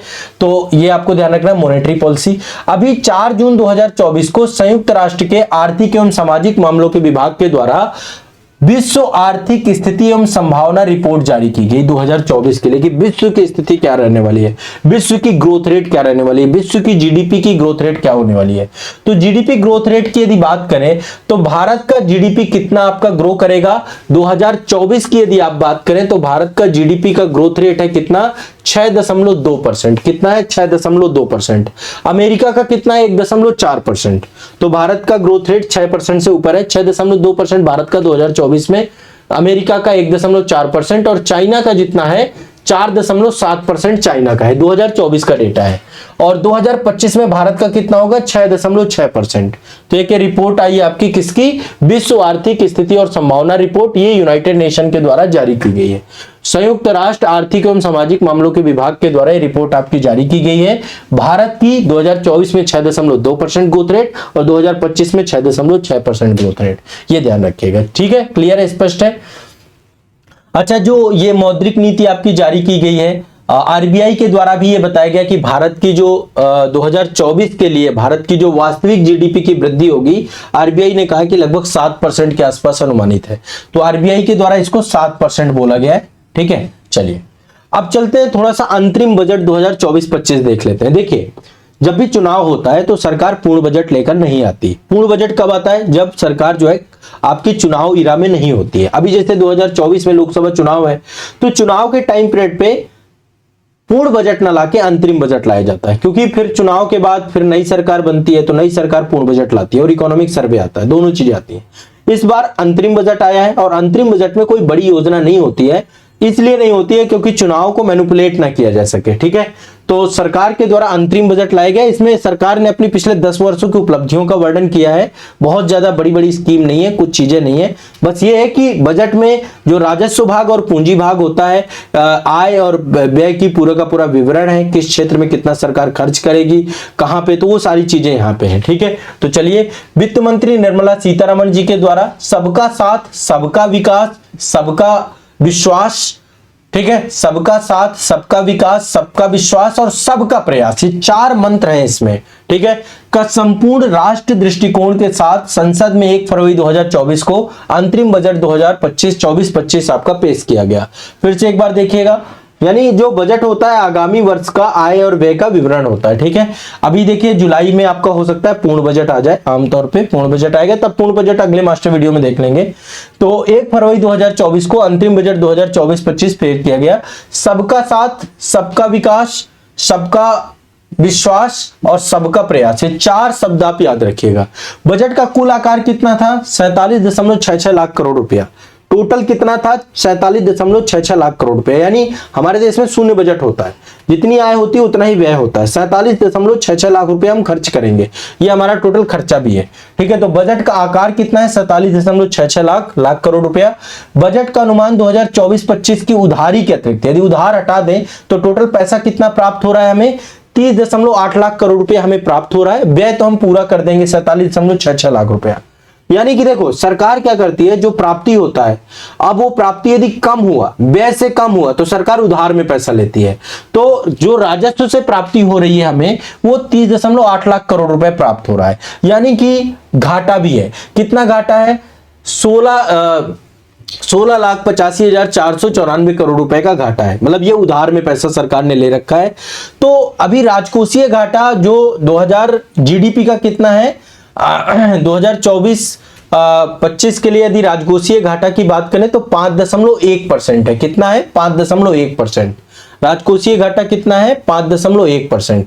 पिछले वर्ष कितना था ये, 2023-24 के लिए 5.8% था। 2024-25 के लिए कितना है, 5.1%। ठीक है, यानी खर्चा ज्यादा है, आय कम है, सीधी सी बात यह है। तो 5.1% आपका राजकोषीय घाटा है और 5.8% का पिछले वर्ष था आपका। 2025-26 के लिए राजकोषीय घाटे का लक्ष्य रखा गया 4.5%। ये राजकोषीय घाटे से क्वेश्चन पूछ लेता है, ये डेटा आपको याद होना चाहिए। वर्तमान में 5.1% राजकोषीय घाटा है, 4.5% आपका 2025-26 में, और 2023-24 में यानी पिछले वर्ष 5.8% आपका राजकोषीय घाटा होने का अनुमान था। तो बजट 2047 तक भारत को विकसित भारत बनाने का बात की गई है और भारत के लिए प्रकृति, आधुनिक संरचना, सभी के लिए अवसर के साथ सुसंगत समृद्ध भारत की परिकल्पना की गई है।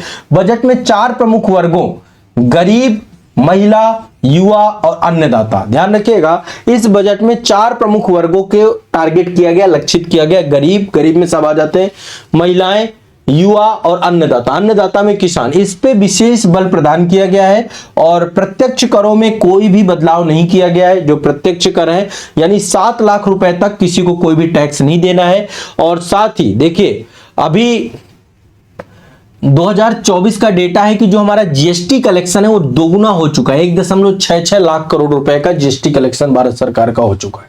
ठीक है, तो ये कुछ विशेष पक्ष हैं। देखो और बहुत सारी बातें हैं बजट को लेकर। बजट को लेकर मेरे अलग सेक्शन है, अलग मैंने ये आपको आजाद ईश एकेडमी के यूट्यूब चैनल पे इकोनॉमी वाला जो आपका प्लेलिस्ट है वहां पे आपको बजट का वीडियो मिल जाएगा। तो मैंने बजट का अलग से वीडियो बना दिया, बट फिर भी जो बेसिक आपको पता है, एक तो राजकोषीय घाटा पता होना चाहिए। 2024-25 के लिए 5.1%, 2025-26 के लिए 4.5%, बजट का आकार 47.66%। ठीक है, क्योंकि इस बजट में बहुत ज्यादा चीजें कुछ नहीं थी, तो मुख्य बातें मैंने आपकी लिख दी हैं। ठीक है, और 2023-24 पिछले वर्ष 5.8%, तो 5.8% से इस बार घट के 5.1%, अगले बार 4.5% 25-26 में, ये ध्यान रखना। ठीक है, क्लियर, स्पष्ट है। 4 प्रमुख वर्ग, गरीब, महिलाएं, युवा और अन्नदाता के लिए विशेष ध्यान केंद्रित किया गया। अब सरकार ने इसमें अपनी उपलब्धियां बताई हैं, वो मैं बजट वाले वीडियो में आप एक बार देख लेना, वहां पे सारी चीजें मिल जाएंगी।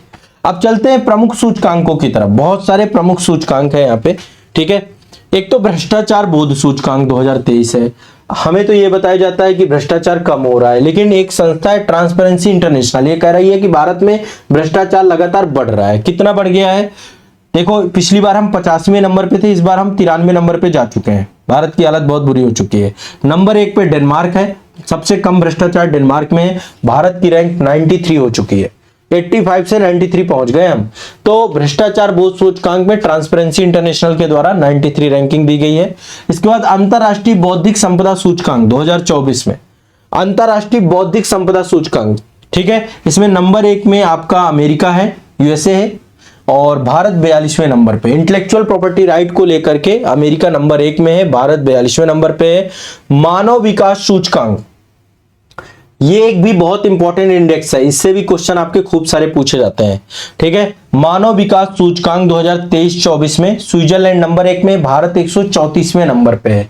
मानव विकास सूचकांक में भारत की रैंकिंग 134वें नंबर पे है, ये भी लगातार बढ़ती जा रही है। ठीक है, रैंकिंग, यहां भी हालत खराब है।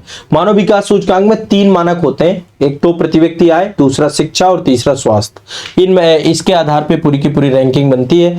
तो मानव विकास सूचकांक 2023 के अंतर्गत भारत, 2023-24 के अंतर्गत पहले नंबर पे स्विट्जरलैंड। ये यूएनडीपी के द्वारा मानव विकास सूचकांक आपका जारी किया जाता है, ठीक है, यूनाइटेड नेशन डेवलपमेंट प्रोग्राम के द्वारा। अगला है विश्व खुशहाली रिपोर्ट, नंबर 1 में फिनलैंड है, भारत आपका जो है 126वें नंबर पे, विश्व खुशहाली रिपोर्ट 2024, ठीक है, भारत 126वें नंबर पे है। भ्रष्टाचार में नंबर 1 में डेनमार्क, भारत 93 नंबर पे। अंतरराष्ट्रीय बौद्धिक सूचकांक में नंबर 1 में अमेरिका, भारत 42वें नंबर पे। और इसमें मानव विकास सूचकांक में नंबर 1 पे स्विट्जरलैंड और 134वें नंबर पे भारत। लिख लो, क्वेश्चन आएगा 100%। विश्व खुशहाली रिपोर्ट फिनलैंड नंबर 1 में और भारत आपका 126वें नंबर पे, ठीक है। इसके बाद जलवायु परिवर्तन सूचकांक 2024 है, नंबर 1 में डेनमार्क है। मतलब देखो यहां पे क्या है, 1 से लेके 3 तक तो कोई नहीं है, 1 से लेके 3 तक तो कोई नहीं है। तो डेनमार्क आपका जो है 4वें नंबर पे, 4th स्थान पे, और भारत 7वें नंबर पे है। जलवायु परिवर्तन प्रदर्शन सूचकांक में डेनमार्क 4थे नंबर पे, यानी 1 से 3 तक कोई है ही नहीं, और भारत 7वें नंबर पे। Global unicorn index 2024, number 1 America, Bharat 30वें नंबर पे। यूनिकॉर्न कंपनी को लेकर के आपका सूचकांक है। इसके बाद है साइबर क्राइम इंडेक्स 2024, इसमें रूस नंबर 1 पे है, भारत 10वें नंबर पे है। रूस नंबर 1 पे है, भारत 10वें नंबर पे है, ध्यान रखिएगा। इसके बाद है आपका global fire power ranking 2024, number 1 में अमेरिका है, भारत 4थे नंबर पे है। फायर मतलब जो आपका शस्त्र वगैरह को लेकर के है, तो फायर पावर यानी कि सेना, फायर मतलब कि आपका आयुध वगैरह, युद्ध वगैरह के लिए। तो कौन तैयार, नंबर 1 में अमेरिका है, 4थे नंबर पे भारत है। इसके बाद हेनले पासपोर्ट इंडेक्स 2024 है, नंबर 1 में फ्रांस है, भारत जो है 85 नंबर पे है, ठीक है। हेनले पासपोर्ट इंडेक्स, विश्व में किस देश का पासपोर्ट सबसे ज्यादा मजबूत है, तो नंबर 1 पे फ्रांस है, 50वें नंबर पे भारत है। वैश्विक नवाचार सूचकांक 2023, वैश्विक नवाचार, अभी 2023 का डेटा है, 24 वाला आया नहीं है। तो 2023 के अंदर नंबर 1 पे स्विट्जरलैंड है, भारत 40वें नंबर पे है। टाइम्स वैश्विक विश्वविद्यालय रैंकिंग, एक ये रैंकिंग आती है टाइम्स वैश्विक विश्वविद्यालय रैंकिंग 2024, इसमें नंबर 1 में ऑक्सफोर्ड विश्वविद्यालय है, दूसरे नंबर पे स्टैनफोर्ड विश्वविद्यालय है, ठीक है। पहले नंबर पे ऑक्सफोर्ड है, दूसरे नंबर पे स्टैनफोर्ड विश्वविद्यालय। पहले नंबर पे ऑक्सफोर्ड यूनिवर्सिटी है यूके की, दूसरे नंबर पे स्टैनफोर्ड विश्वविद्यालय है अमेरिका का, और फिर आपका Massachusetts institute of technology America का, ठीक है। Massachusetts institute of technology MIT आपका अमेरिका का ये है। नंबर 1 पे आपका कौन सा है, ऑक्सफोर्ड यूनिवर्सिटी, ठीक है, ध्यान रखना है। और टोटल 1904 विश्वविद्यालय थे, उसमें भारत के 91 विश्वविद्यालयों को रैंकिंग दी गई है। 201 से 250 के बीच में भारत विज्ञान संस्थान है, इंडियन इंस्टीट्यूट ऑफ साइंस आपका जो बेंगलुरु में है, वही आपका यहाँ पे जगह बना पाया है, ठीक है। चलिए आगे चलते हैं। एक रिपोर्ट है फोर्ब्स की, विश्व की 10 सबसे बड़ी अर्थव्यवस्थाओं की लिस्ट जारी की है फोर्ब्स ने, और इस आंकड़े के अंतर्गत जीडीपी के संदर्भ में उसने बताया है, पीपीपी के आधार पे नहीं, जीडीपी के आकार के आधार पे। नंबर 1 पे अमेरिका है, सबसे बड़ी अर्थव्यवस्था, दूसरे नंबर पे चाइना है, तीसरे नंबर पे अभी जर्मनी है, चौथे नंबर पे जापान है, और 5वें नंबर पे भारत है।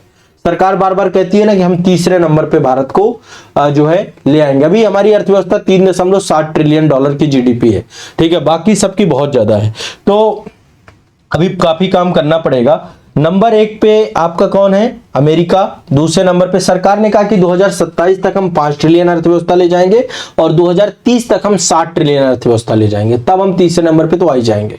तो अभी भारत की स्थिति क्या है, अभी चुनाव में देखिए बड़ा चर्चा में कि हम तीसरे नंबर पे भारत अर्थव्यवस्था, पहले नंबर पे अमेरिका, दूसरे नंबर पे चाइना, तीसरे नंबर पे जर्मनी, और चौथे नंबर पे जापान, 5वें नंबर पे भारत। इसके बाद है वैश्विक शांति सूचकांक 2023, ठीक है, इसमें नंबर 1 पे आइसलैंड है, और भारत 126वें नंबर पर है। वैश्विक शांति सूचकांक 2023 के अंतर्गत नंबर 1 पे आइसलैंड, भारत 126वें नंबर पे। स्वच्छता सर्वेक्षण रिपोर्ट 2023 आ चुकी है, 8वां संस्करण है इसका, ये स्वच्छ सर्वेक्षण का। स्वच्छ सर्वेक्षण के अंतर्गत ये केंद्रीय आवास एवं शहरी मंत्रालय के द्वारा जारी किया गया है। इंदौर और सूरत नंबर 1 पर है, इंदौर लगातार आपका नंबर 1 पे, 7वीं बार नंबर 1 हुआ है इंदौर, इस बार सूरत भी साथ में है, तो इंदौर और सूरत दोनों को नंबर 1 स्थान प्राप्त हुआ है, सूरत गुजरात में, इंदौर एमपी में है। इसके बाद छावनी बोर्ड की बात करें तो महू छावनी बोर्ड एमपी को नंबर 1 मिला है। गंगा शहरों की बात करें तो वाराणसी और प्रयागराज को स्थान मिला है। सबसे स्वच्छ शहर 1 लाख से कम आबादी में, 1 लाख से ऊपर आबादी में तो आपका सूरत और इंदौर है। 1 लाख से कम आबादी में सबसे स्वच्छ शहर है सासवाड़। सासवाड़ महाराष्ट्र में पड़ता है, ठीक है, ये आपको दिमाग में बैठाना। और सबसे स्वच्छ राज्य की बात करें तो सबसे स्वच्छ राज्य महाराष्ट्र है। महाराष्ट्र, फिर मध्य प्रदेश है, फिर छत्तीसगढ़ है, ठीक है। ये आपका स्वच्छ सर्वेक्षण का डेटा है, इससे भी क्वेश्चन 100% आता है। तो नंबर 1 पे इंदौर, अपना इंदौर और सूरत, ठीक है, 2 है आपके। चलिए, अच्छा है, अब कंपटीशन बढ़ रहा है लगातार इस पे। आगे चलते हैं नेक्स्ट। आपको पता है एक संरचना बनवाई गई थी नई दिल्ली में जब G20 शिखर सम्मेलन था, उसके पहले ही G20 शिखर सम्मेलन इसी में हुआ, भारत मंडपम में। तो भारत मंडपम ये जो है अभी एक पर्सन है भगवान बसवेश्वर की अनुभव मंडपम के अवधारणा के आधार पर ही भारत मंडपम का उद्घाटन प्रधानमंत्री नरेंद्र मोदी जी के द्वारा 26 जुलाई 2023 को किया गया। जुलाई 2023 में आपका ये बनके तैयार हो गया था, ठीक है। और इसके वास्तुकार कौन थे? संजय सिंह और साइमन NAF, ठीक है। ये इसके जो है आपके कौन थे? वास्तुकार थे, स्पेनिश थे आपके साइमन महोदय, ठीक है। संजय सिंह और साइमन महोदय इसके वो थे, आपके वास्तुकार थे। और इसका निर्माण जो है एक कंपनी है ससुर्जा पलोनजी एंड कंपनी लिमिटेड, इसके द्वारा किया गया है। ससुर्जा पलोनजी एंड कंपनी लिमिटेड के द्वारा इसका निर्माण किया गया है। यहां पर एक ऑडिटोरियम बनाया गया जिसमें 7000 लोग एक साथ बैठ सकते हैं। 7000 लोगों के बैठने की व्यवस्था है। और दिल्ली के प्रगति मैदान पे आपका ये स्थित है भारत मंडपम। इसके सामने, भारत मंडपम के सामने एक अष्ट धातु की दुनिया की सबसे बड़ी नटराज की प्रतिमा भी स्थापित की गई है, ठीक है। और नटराज की प्रतिमा को राधा कृष्णन सतपंथी के द्वारा बनाया गया है। राधा कृष्णन सतपंथी के द्वारा इसको तैयार किया गया है। G20 शिखर सम्मेलन आपका भारत मंडपम नई दिल्ली में ही हुआ था। तो ये एक बहुत बड़ा ऑडिटोरियम बनाया गया कि कोई कार्यक्रम करना है, कोई प्रोग्राम करना है तो हमारे पास एक बड़ा जो है आपका इंफ्रास्ट्रक्चर होना चाहिए। तो भारत मंडपम आपका बनके तैयार हो गया है। राष्ट्रीय घटनाक्रम हो गया, अंतरराष्ट्रीय घटनाक्रम हो गया, प्रमुख स्टेचू वगैरह हो गए आपके, आर्थिक परिदृश्य हो गया, अंतरिम बजट के बारे में जानकारी हो गई, सूचकांक हो गया, है ना। ये कुछ चीजें हमने देख ली। आप लोग को चीजें समझ में आ रही हैं? दिमाग में देखो डेटा लगातार जा रहा होगा, घबराना नहीं है।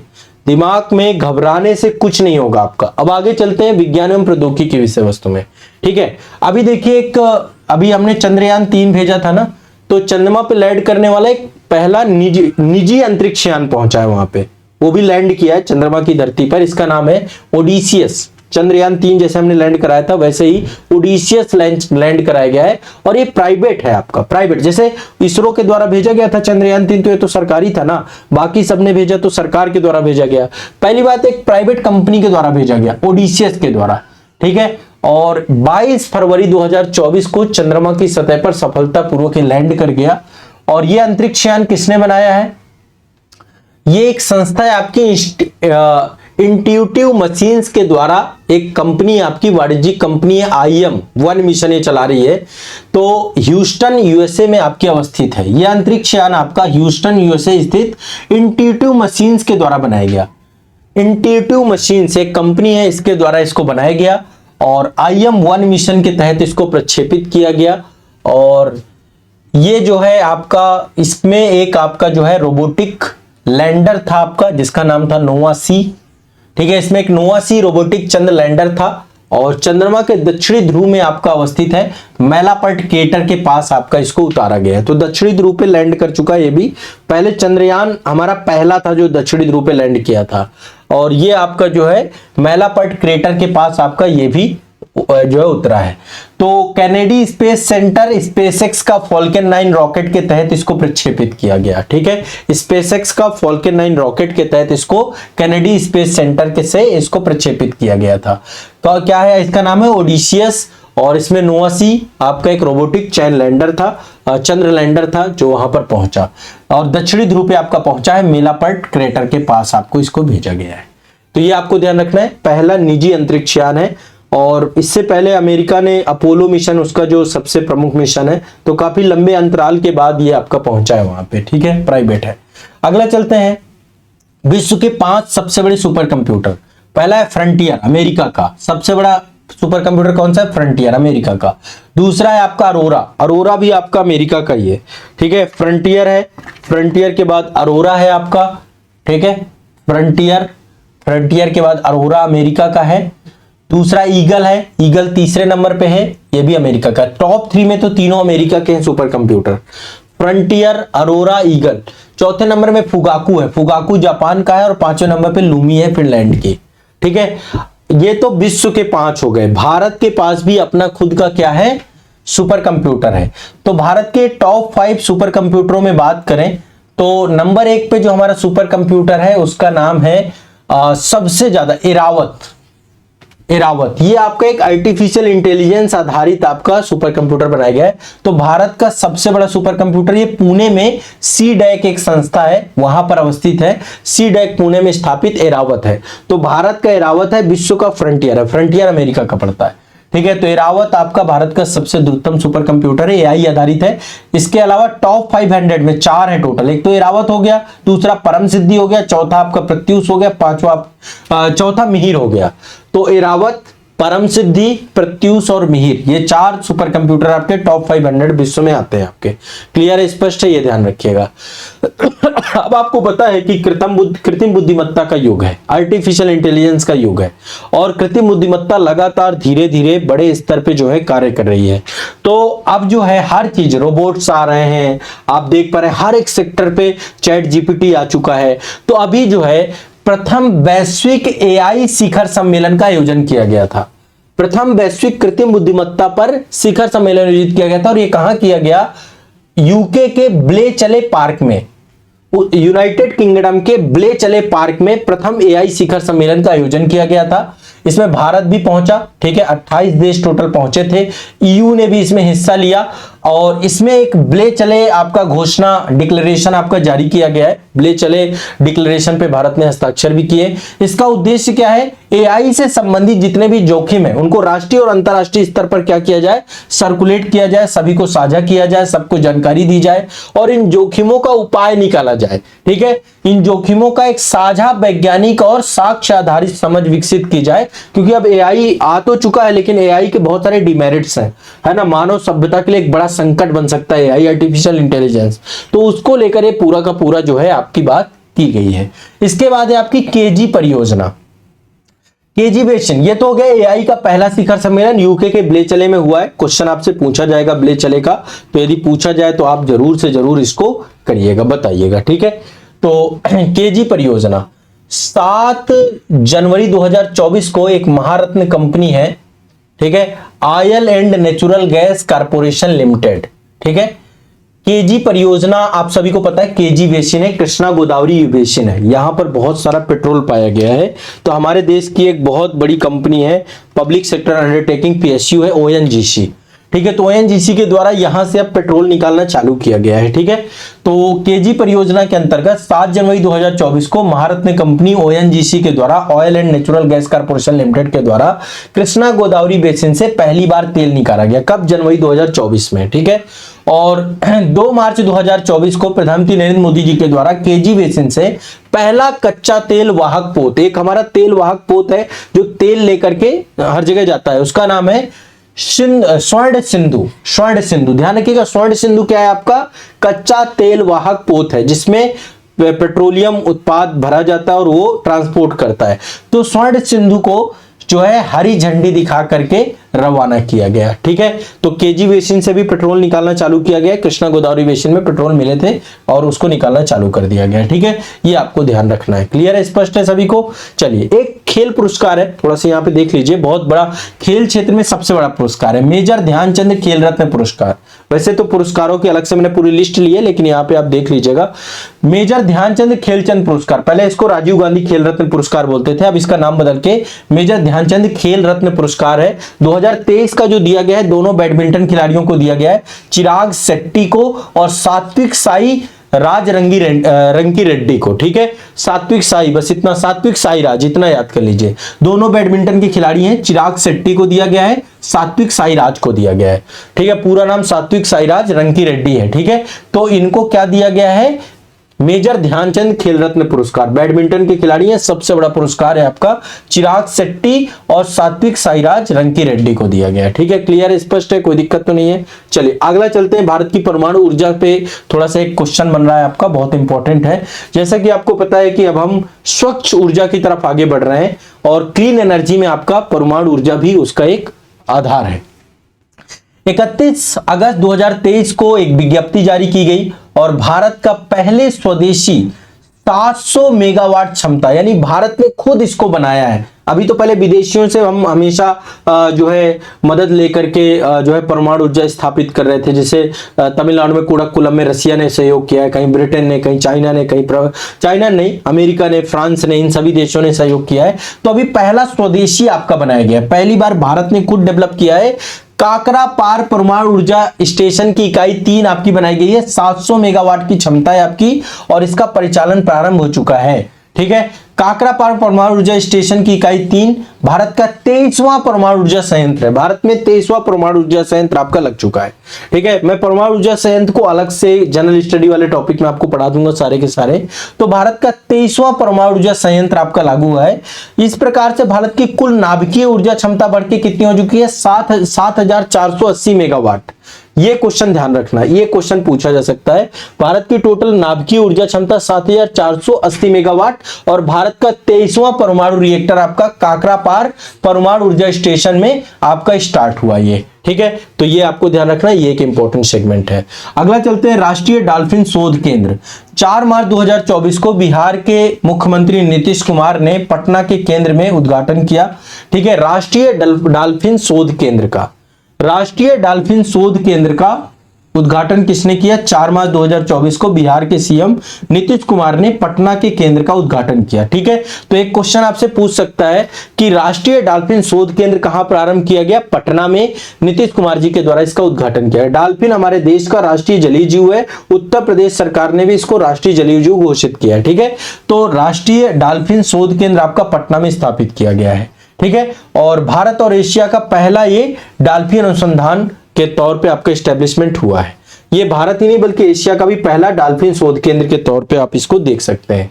अगला चलते हैं, नेक्स्ट अगला टॉपिक है 3 फरवरी 2024 को विशाखापट्टनम में स्थित नौसेना का एक पोत है जिसका नाम है INS संधायक।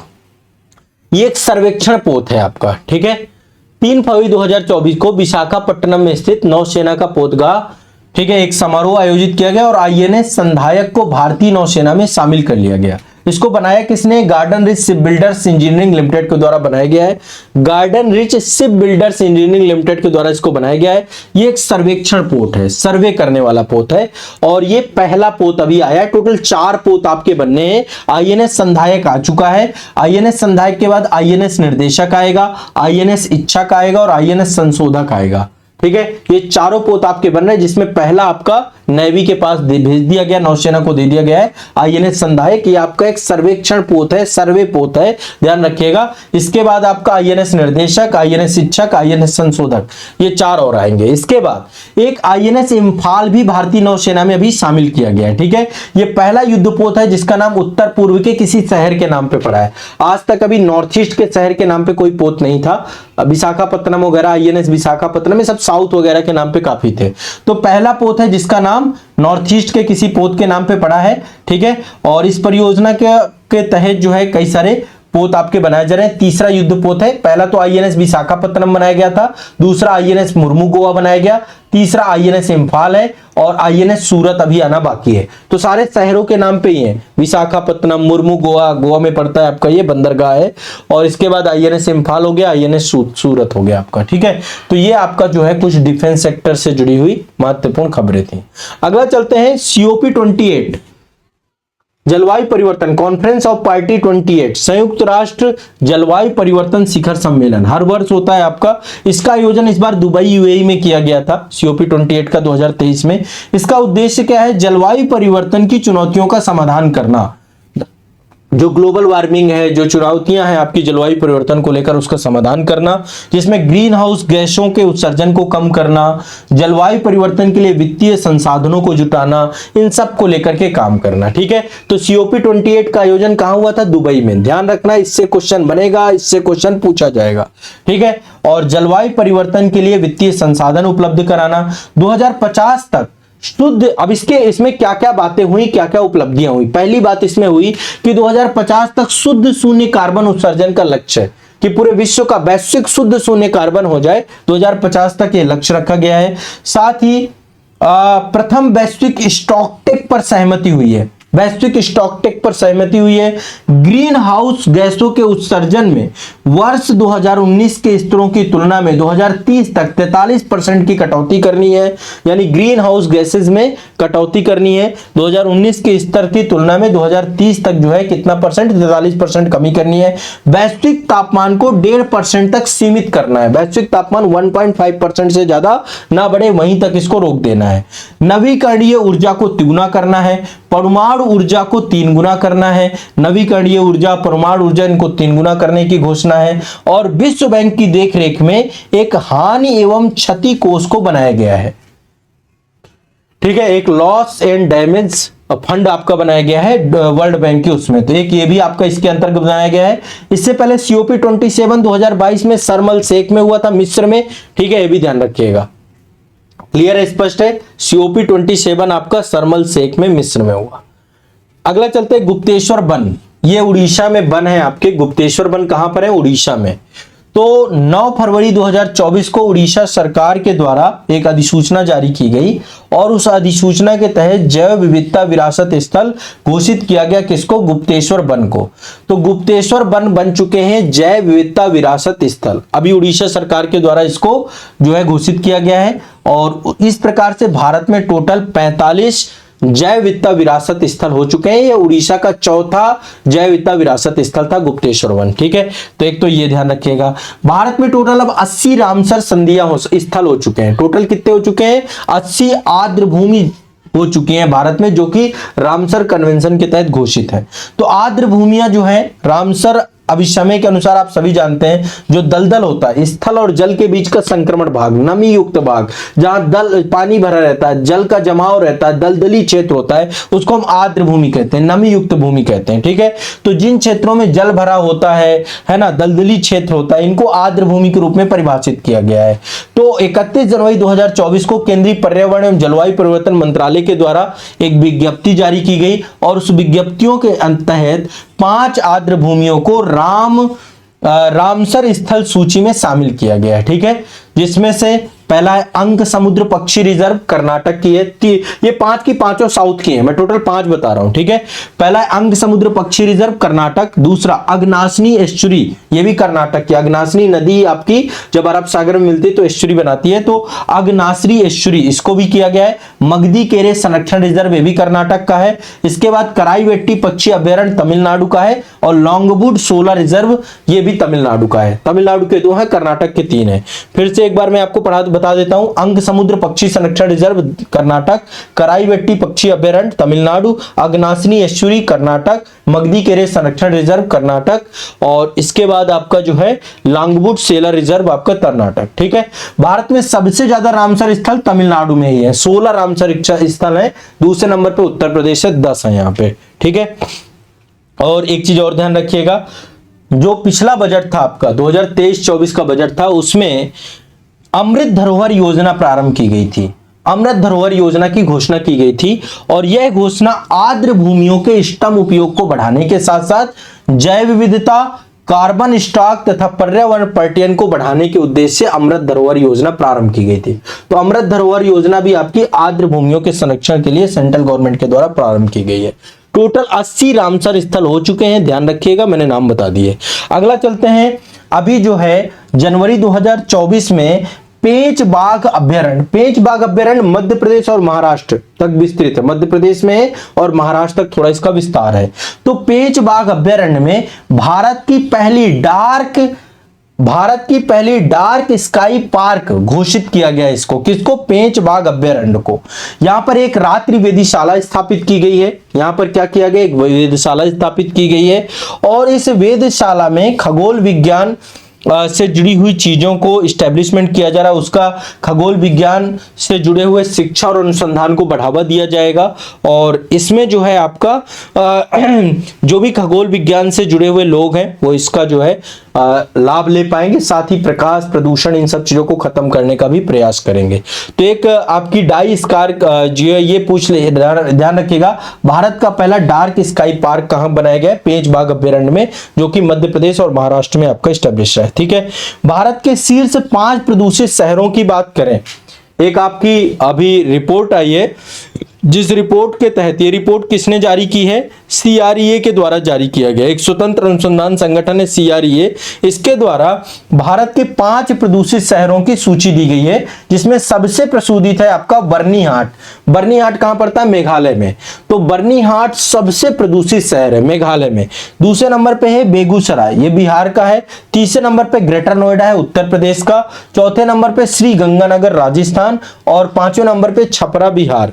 तो ये 5 सबसे प्रदूषित शहरों में से बर्नीहाट सबसे ज्यादा प्रदूषित है। क्वेश्चन पूछा जा सकता है, बर्नीहाट आपका मेघालय में अवस्थित है। ठीक है, तो बर्नीहाट सबसे प्रदूषित है मेघालय में, फिर आपका बेगूसराय, फिर आपका ग्रेटर नोएडा, फिर आपका गंगानगर राजस्थान, छपरा बिहार। यहां पर ये आपका एक अनुसंधान संगठन के तौर पे है। सबको स्पष्ट है, सबको क्लियर है? देखिए अभी क्या क्या हो गया आपका, राष्ट्रीय परिदृश्य हो गया, अंतरराष्ट्रीय परिदृश्य हो गया, आर्थिक परिदृश्य हो गया, सूचकांक हो गया, विज्ञान प्रौद्योगिकी हो गया, पर्यावरण परिदृश्य हो गया। अब आगे हमारा खेल परिदृश्य और पुरस्कार और नियुक्तियां, ये 3 आपके तथ्यात्मक विषय वस्तु आपकी हैं। निश्चित तौर पर चीजें आपको समझ में आ रही हैं, कंटेंट काफी ज्यादा है, कंटेंट लेकिन सारगर्भित है, परीक्षा के दृष्टिकोण से उपयोगी है। तो चलिए अब हम देखेंगे खेल परिदृश्य।